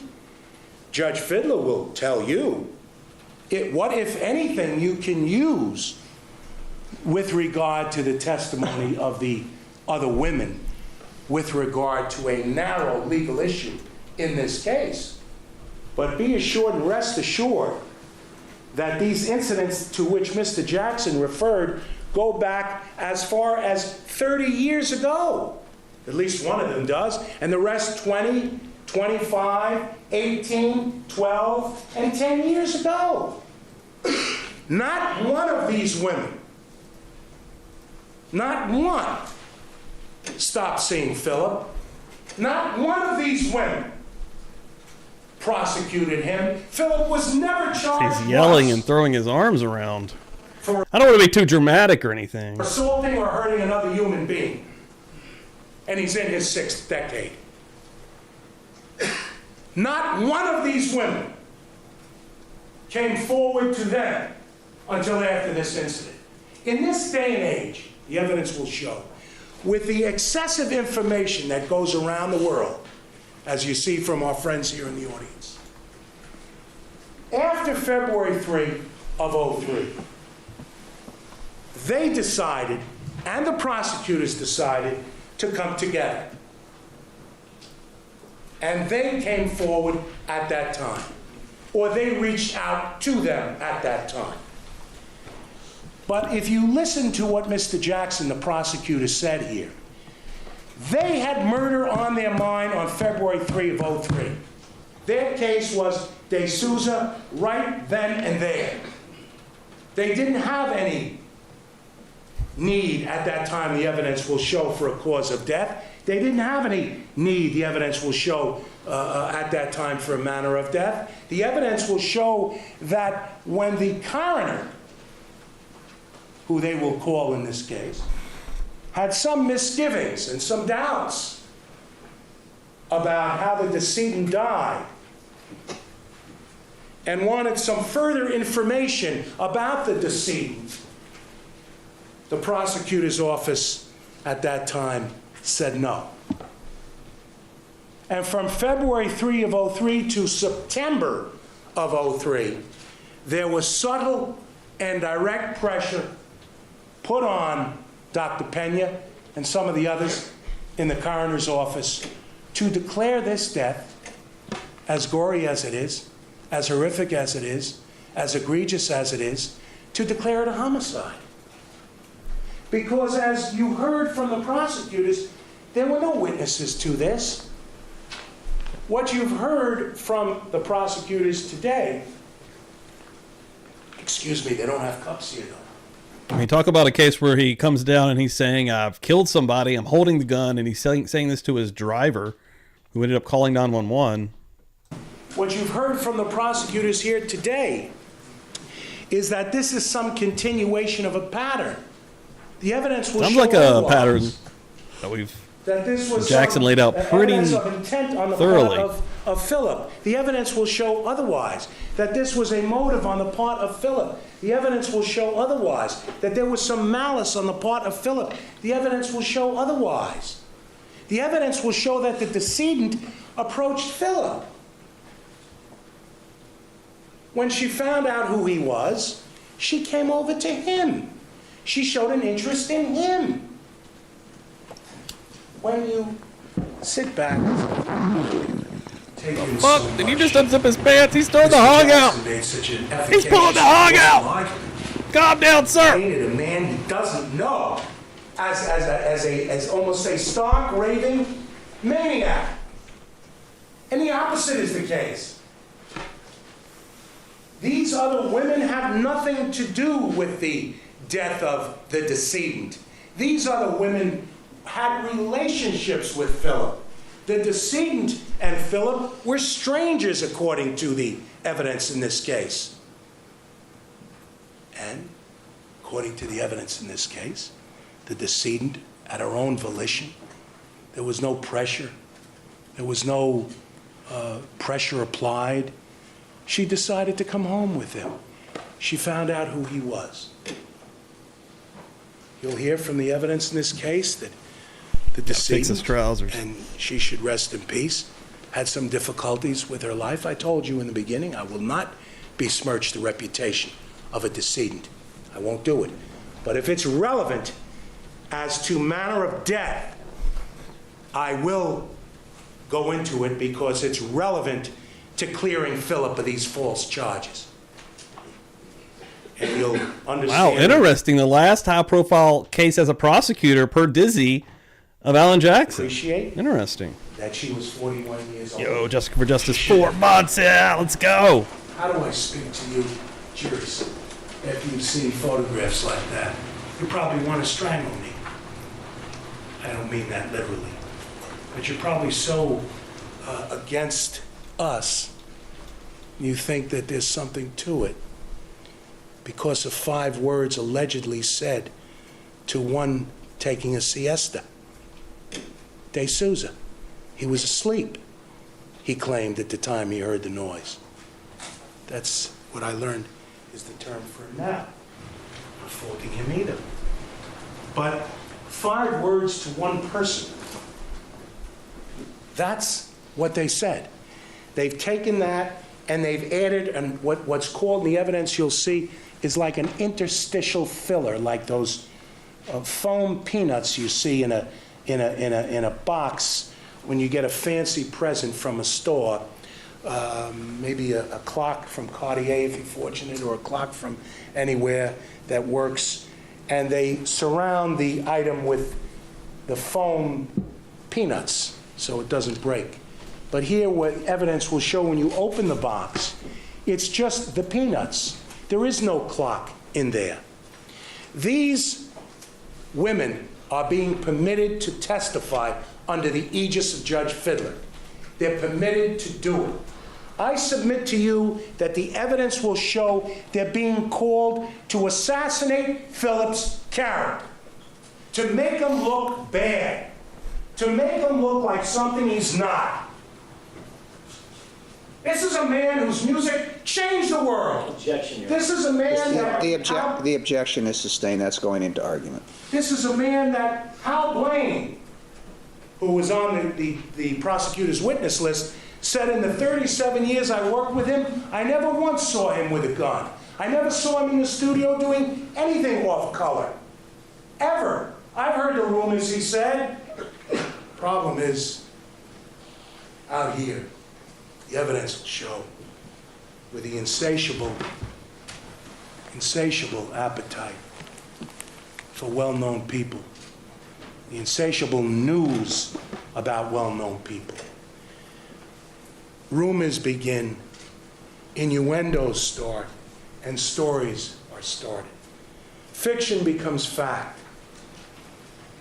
Untruth becomes truth. And that's what you'll see.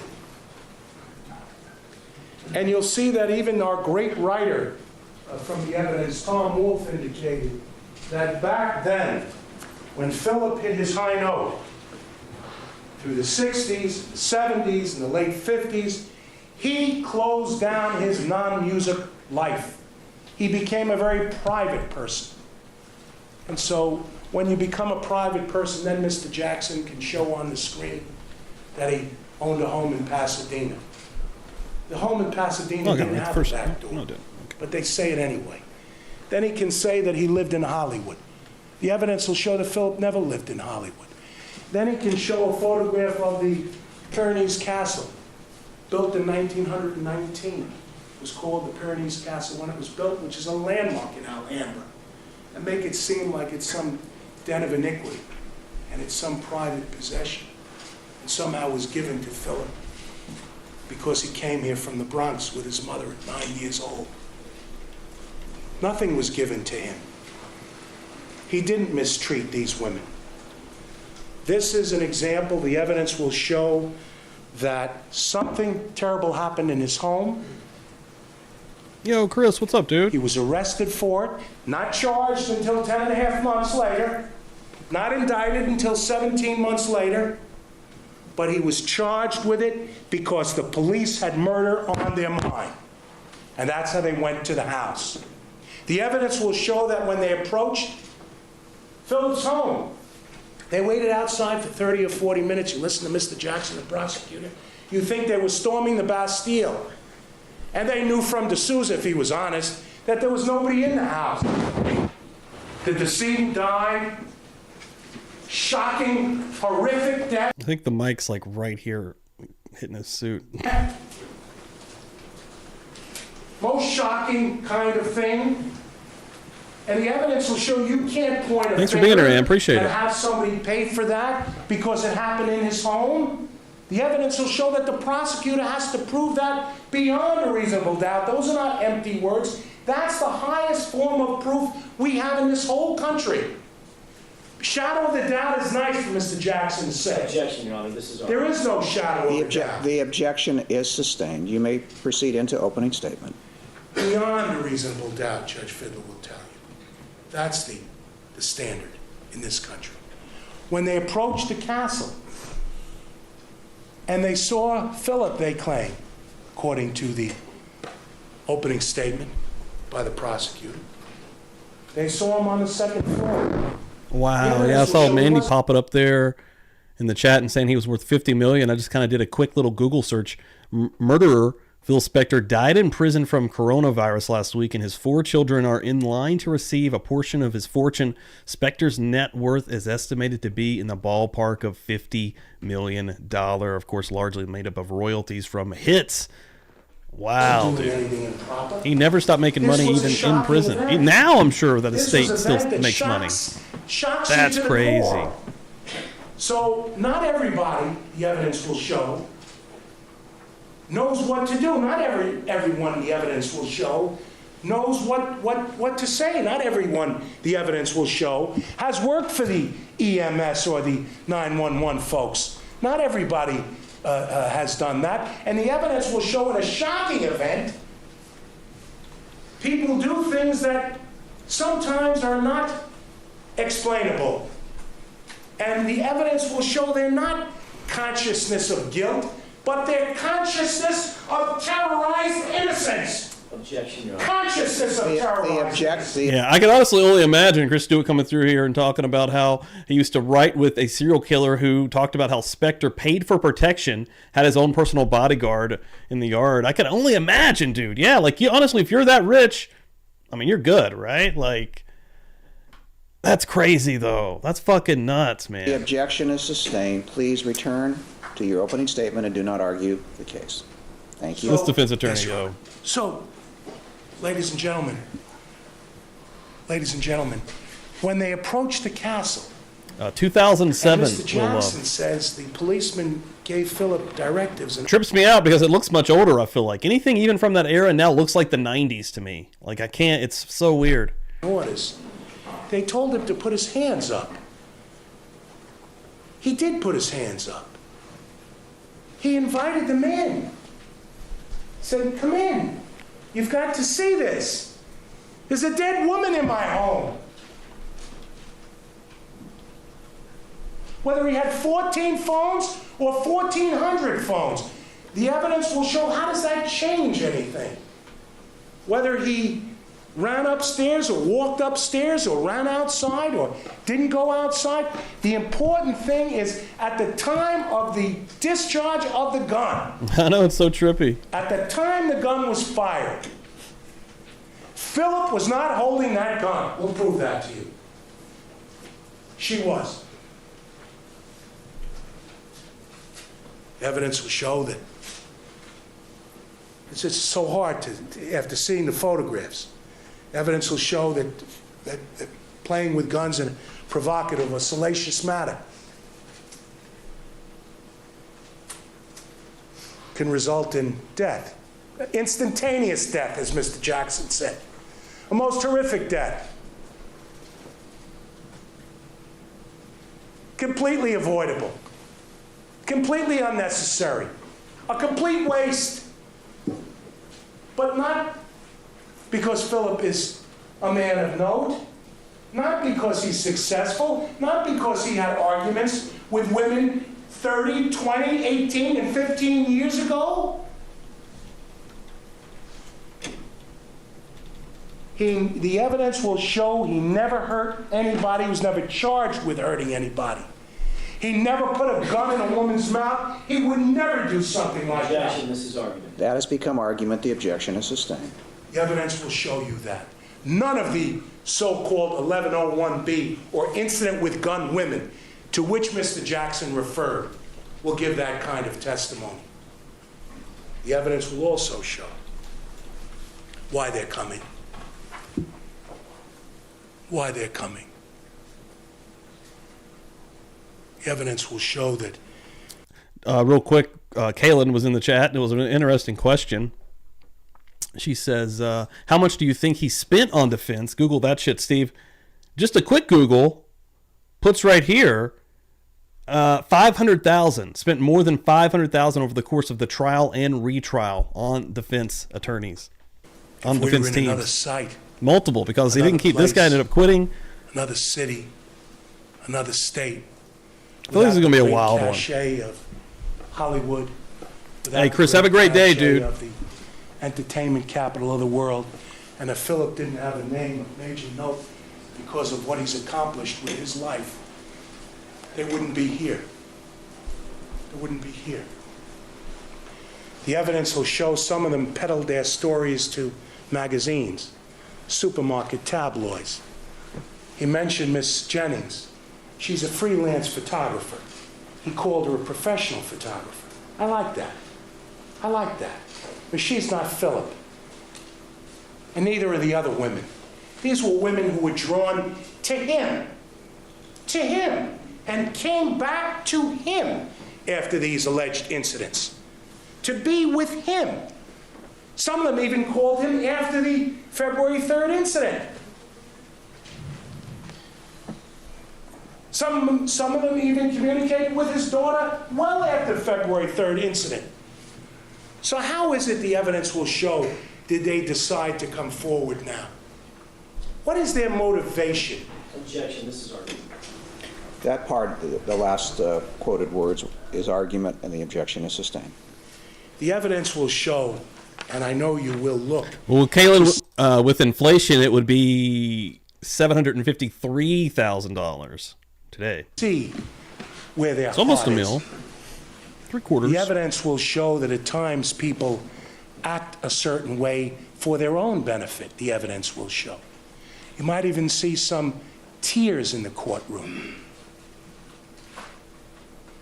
Evidence will show that some people, when they see another as vulnerable,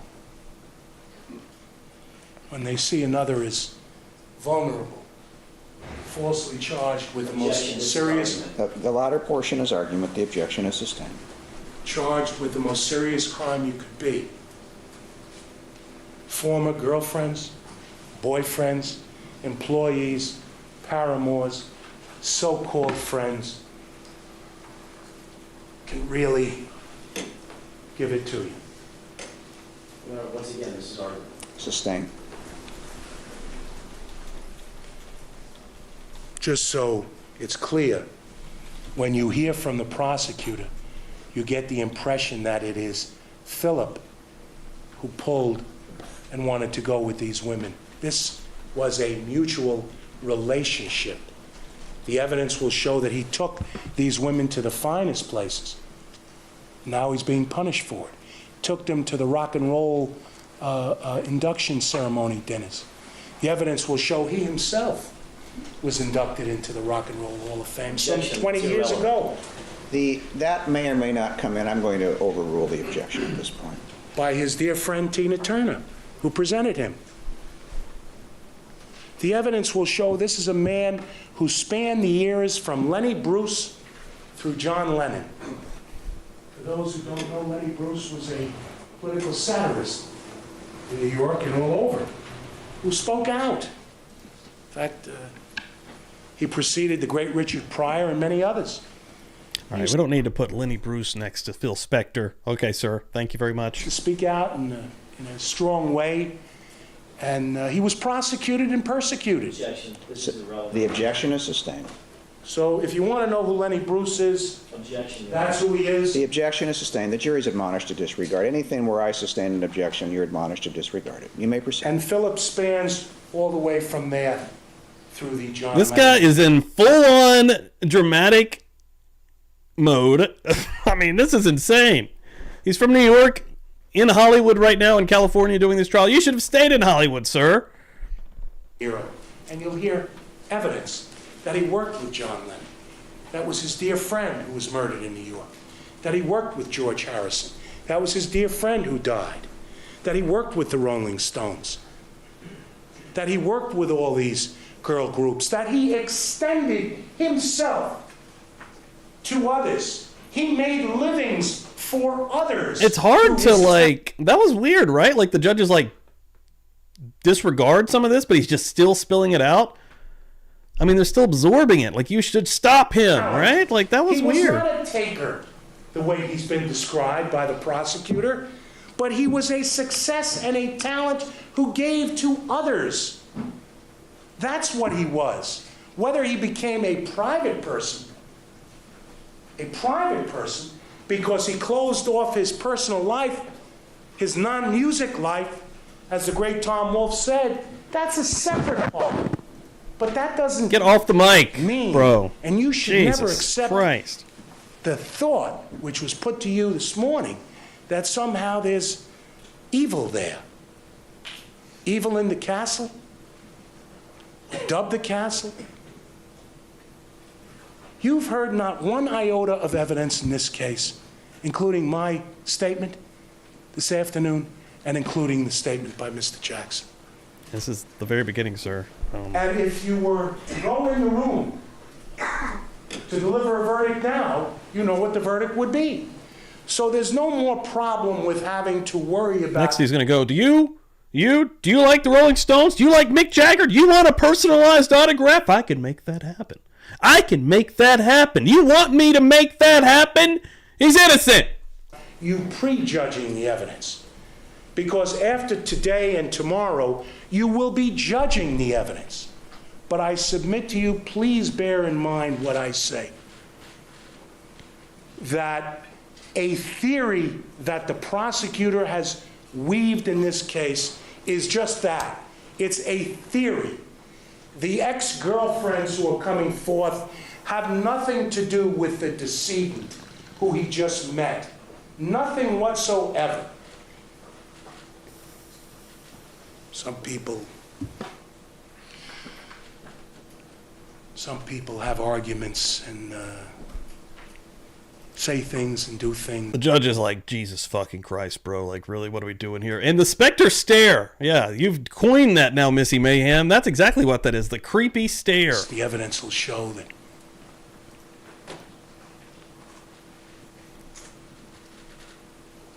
are not meant for a public forum.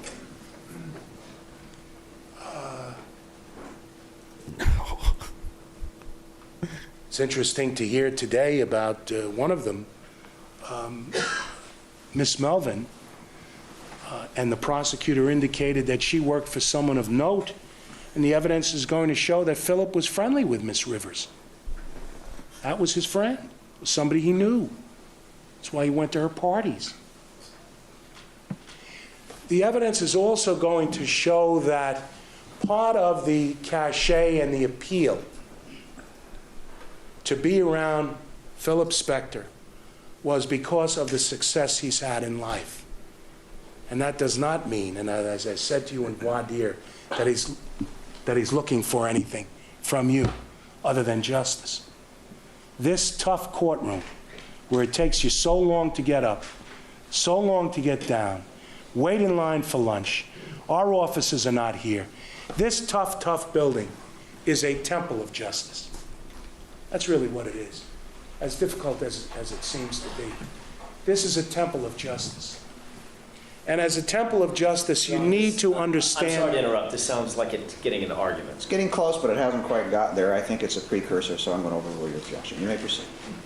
This temple of justice is here for you to do justice, to analyze the evidence, to evaluate the evidence, to look at it with a careful eye, a judicious eye, to understand and appreciate it. This is interesting to watch, to understand and appreciate why the prosecutor, the evidence will show, is going back so many years to bring up something that you may or may not think is relevant to this case. And Judge Fiddler... The objection is sustained.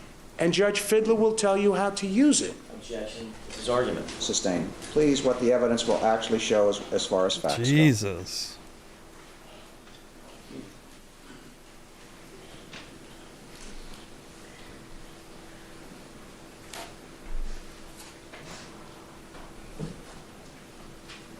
When I mentioned murder on their mind, you'll see from the evidence that once the police department had a person of major note, and this has been going on for well over 100 years, well over 100 years out here. Someone of major note had a death in his home, a drowning outside his home. The police have murder on their mind. And so because of that, they did everything they could to take care of Mr. De Souza, who called himself on the 911 tape Souza. He was here illegally. I don't fault him. There are 13 million people who want to come to the United States. He was here illegally, but he was working. I don't fault him for that. I don't fault him for that. I don't fault him for that. You're going to see from the evidence he had some animus and antipathy towards Philip. You'll hear from the evidence that he said to the police in his own speaking terms, and you'll consider and appreciate that this happened over 4 years ago. And he's been in this country under the aegis and protection of the district attorney with their help, and his English is better and is better and is better. And you'll try and think how it was 4 years ago when he first heard these things. And you'll understand and appreciate what they did for him and why. Shiraz, Judge knew what he was dealing with. First thing he tells this guy, you're too loud. That is 100% true. If anybody is just coming in after the fact, during his argument, not the openings, the argument that he was making before he even got to his openings, the judge was basically like, I just want to make sure the jury can't hear this guy. He's talking, you're very loud, sir. Like, let's just calm down. And the jealousy and the animus, I'm telling you like it is, baby, will be indicated by him on the stand. You'll hear evidence about that. Oh, other customers like to talk to me. Other customers speak to me. Mr. Spector didn't speak to me. Other customers, I went home at 2, 3 o'clock in the morning or 12 midnight. Mr. Spector kept me late. Kept me late. I submit to you the evidence will show that the decedent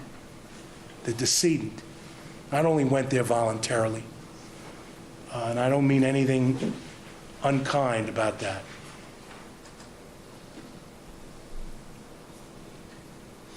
Moved her car. I believe the evidence will also, and I submit to you, will show that she had a design of her own. She had a plan of her own. I'm not speaking against her. It's not fair, but I'm here to save a life. She had a design and a plan of her own. The people who worked with her and the people who knew her will indicate some of the difficulties she was having, financially and otherwise. We all do, everybody does. Even Mr. Spector, it would be a shock to Mr. Jackson. Everybody has them. Everybody has them, difficulties and problems. Problems and difficulties. So the evidence is going to demonstrate to you that she saw an opportunity, and she saw something in Mr. Spector and Philip that would be beneficial to her. Beneficial to her. The evidence will show that sometimes an ornamental gun, I'll say it again, an ornamental gun can be used for all kinds of things. That didn't really help. Unsafe to do. Either time you said it. Unsafe to do. Policemen themselves, the evidence will show, have been hurt with their own guns. But the evidence will show she was fully familiar and facile with guns and sidearms. She knew how to use them. And she was a big, strong, strapping woman. I'm not casting aspersions. I wouldn't do it. No matter what, I wouldn't do it. I told you it's not right. But you must consider the woman. You must consider the design.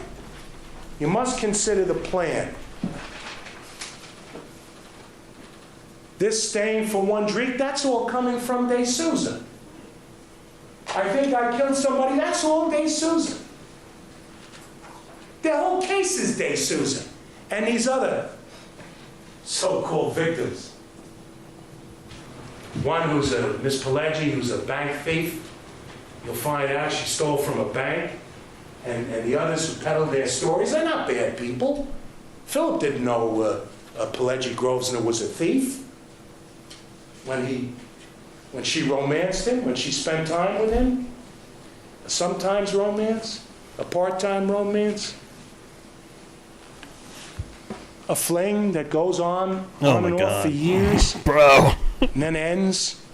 And there's animus and resentment, and then you have a problem, terrible problem, because a woman killed herself in your home, and so they come to your aid. And they give a story, a tall tale. That's what this case is. You'll see from the evidence, tall tales. He pointed a gun at me. He pointed it at my face. He cursed at me and pointed a gun. Well, then why do you keep seeing them? There's no shrugs in Southern California. Not everything is shrugged off. Why do you keep seeing him? Why do you keep taking his money? Why do you keep spending his money? This is dipping into argument, so the objection is sustained. So the evidence will show that they kept spending his money. They kept taking his money. Like as Mr. Jackson said, Miss Jennings had a suite, the Carlisle Hotel, a hotel he says he can't go to. Well, I'll take him there anytime he wants. There's nothing off color about the Carlisle Hotel. And the evidence will show they have a piano bar. And some of the most famous musicians, entertainers, and people in Philip's life spend time at the Carlisle Hotel. That's not a bad thing. That's a good thing. The fact that he's talented and successful, they're not bad things. They're good things, the evidence will show. The objection is sustained. On that note, we will break for the day. Ladies and gentlemen, I need a nap. Ladies and gentlemen, I need a nap. I'm going to bring you back at 9:30 tomorrow. There may be some legal issues that we need to resolve outside your presence, and we may start late, but I'd like you here at 9:30. They just stopped him, didn't they? Like, he didn't actually stop. Did they just stop him? They're like, no, dude, we're done for the day. Hold on. And that's a good thing. The fact that he's talented and successful, they're not bad things. They're good things, the evidence will show. The objection is sustained. On that note, we will break for the day. He's like, wait, what? I'm not done. Are we going to have an opening part 2 for this guy? Oh, my God. There's an issue I want to talk about. I'm going to bring you I back don't think I've ever seen a judge tomorrow. stop the opening. Dude, I think we're done. I think we're done. But I'd like you here at 9:30. All right, keep in mind the court's admonition. We're in recess. I want to see what the next one is. Okay, hold on. We're going to get one more minute here. Tomorrow for reconsideration of my ruling, which is fine. And if you convince me I'm wrong, I'll be happy to change my opinion. Dude, he looks like he looks like the brother of Bruce Willis. The one thing I will say, because I don't want to get into a lot of time consumption in me or the prosecution running to do research, if you are going to file a motion in the morning, get a fax number from them and fax it over as soon as it's ready to go. So they have notice and they can respond to it, and I can be prepared and get it to me as quickly as possible. Okay? Now, there's something you wanted to raise. I don't feel like doing it. It's not my style, but good. I don't think they mean any harm to the prosecutors. But they chat with one another when I'm up there, so that's why I wanted to be over here where I'm supposed to be. No, actually, in California, you're not supposed to be there. I know, but I don't think they do it deliberately, but If it's a distraction to Mr. Okay, Cutler, that's fine. They won't be. That's what, and I know they won't. So there we go. So he's done. 9:30 tomorrow. 9:30 in the morning. Thank you, sir. Thank you. This place is dead anyway, man. I don't remember asking you a goddamn thing. Holy shit. The next one. Defense opening statement part 2! Oh my God! Ladies and gentlemen. Oh, wow. No. Defense opening statement part 2 is 53 more minutes. Oh, wow. So we're going to open next week with we're not even out. We're not done with the openings yet. Oh my God, I don't know what's happening. Jesus Christ, ladies and gentlemen. Yeah. Next week we will keep rolling down this road. We're into video 4 again, the defense opening statements part 2. I'm still completely shook from that. This morning has been amazing. Thanks everyone for hanging and banging today with Publicly Buzzed. I appreciate it. Again, every Sunday morning, 9 a.m. Eastern time, right here. On X and on YouTube. We're going to be doing this trial for quite some time. Again, the openings of season 4. Yeah, this insane trial. Phil Spector, music mogul. Okay, sounds like a crazy person right now. Yeah, let people know about Murder Church. Let's fill these pews weekly here. Really appreciate it. Again, thanks guys. Next time you will see me will be Tuesday night, 9 p.m. Eastern time. We'll be back on here for the night show. And I guess, yeah, we're going to be going back into some more Karen Reed, at least tomorrow. I'm sure with Bob and Jay. I think it's on Jay's channel tomorrow. That's probably where I will be portaling you. A little bit later today, live, is going to be Jessica for Justice. She's going to be hanging out on Kick. I'm going to put her link in there right now. yeah, there's a lot of folks that came through here today hanging out, not only on YouTube, but also huge show, actually. Beautiful show. Appreciate it, guys. Over 1,000 people hanging out right now. 1,053 on the old X machine, and then 90 folks right here on YouTube. This has been a really good show. But yeah, stick with Publicly Buzzed. You're going to get some good stuff. And this is interesting. Again, Alan Jackson, if you go back, if you're just coming in late, the beginning of this half of this show is Alan Jackson as a prosecutor, okay, prosecuting this music mogul, Phil Spector. So I think it's going to continue to get more and more interesting as we go forth. I've already learned a lot about this guy, and I feel like I'm going to learn a lot more. I know Jessica for Justice brought it up in the chat there, and I actually had the article over here also. But yeah, he surprised as a quick little Christmas gift to one of his to one of the ladies that he was with, twins, 5-year-old kids. Okay, that's something to just spring on somebody without talking about it. This guy is nuts, folks. Absolutely nuts. Looking through here one more time. Great show. Everybody that came through here today, you guys made this amazing. So fun. Let me go back here backstage real quick and make sure that I do send you over, I believe it, yeah, to the morning show with Jay and Bob. I think Jay's got that set up. Let me looky. Real quick. Yep, right here. Boom. That is where you're going to portal to, folks. And yeah, great morning again. And I cannot believe, I'm really dumbfounded right now that we're going to be going into opening statements part 2. Oh my God, I just scrolled down a little bit more. And there's an opening statements part 3 with the lady from Law and Crime that we were looking at that was next to him.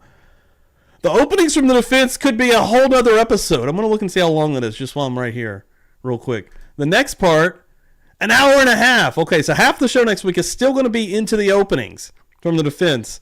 And then we're going to get into the first, looks like, witness as well, Dorothy Melvin. And she's got 2 parts also. And I can already see over here to the side, I'm just going to show this because it's hilarious real quick. Look at the judge's freaking face in this one thumbnail. Yeah, he's fucking done with it already. So this is going to get continuously more interesting as it goes. Crazy case. I'm going to be doing more research and more information. Look for more stuff. Maybe some more members only backstage stuff. We have a lot of new members that have come through here. So keep an eye on that, folks. And if you're not on Patreon, get on the Publicly Buzzed Patreon, because one thing that they are getting over there is something, you know, we have a lot of fun over on Kick. We watch a lot of movies. They don't stay on there for very long. Those live exclusively on Patreon, and I'm still going to be doing some exclusive stuff through that channel as well.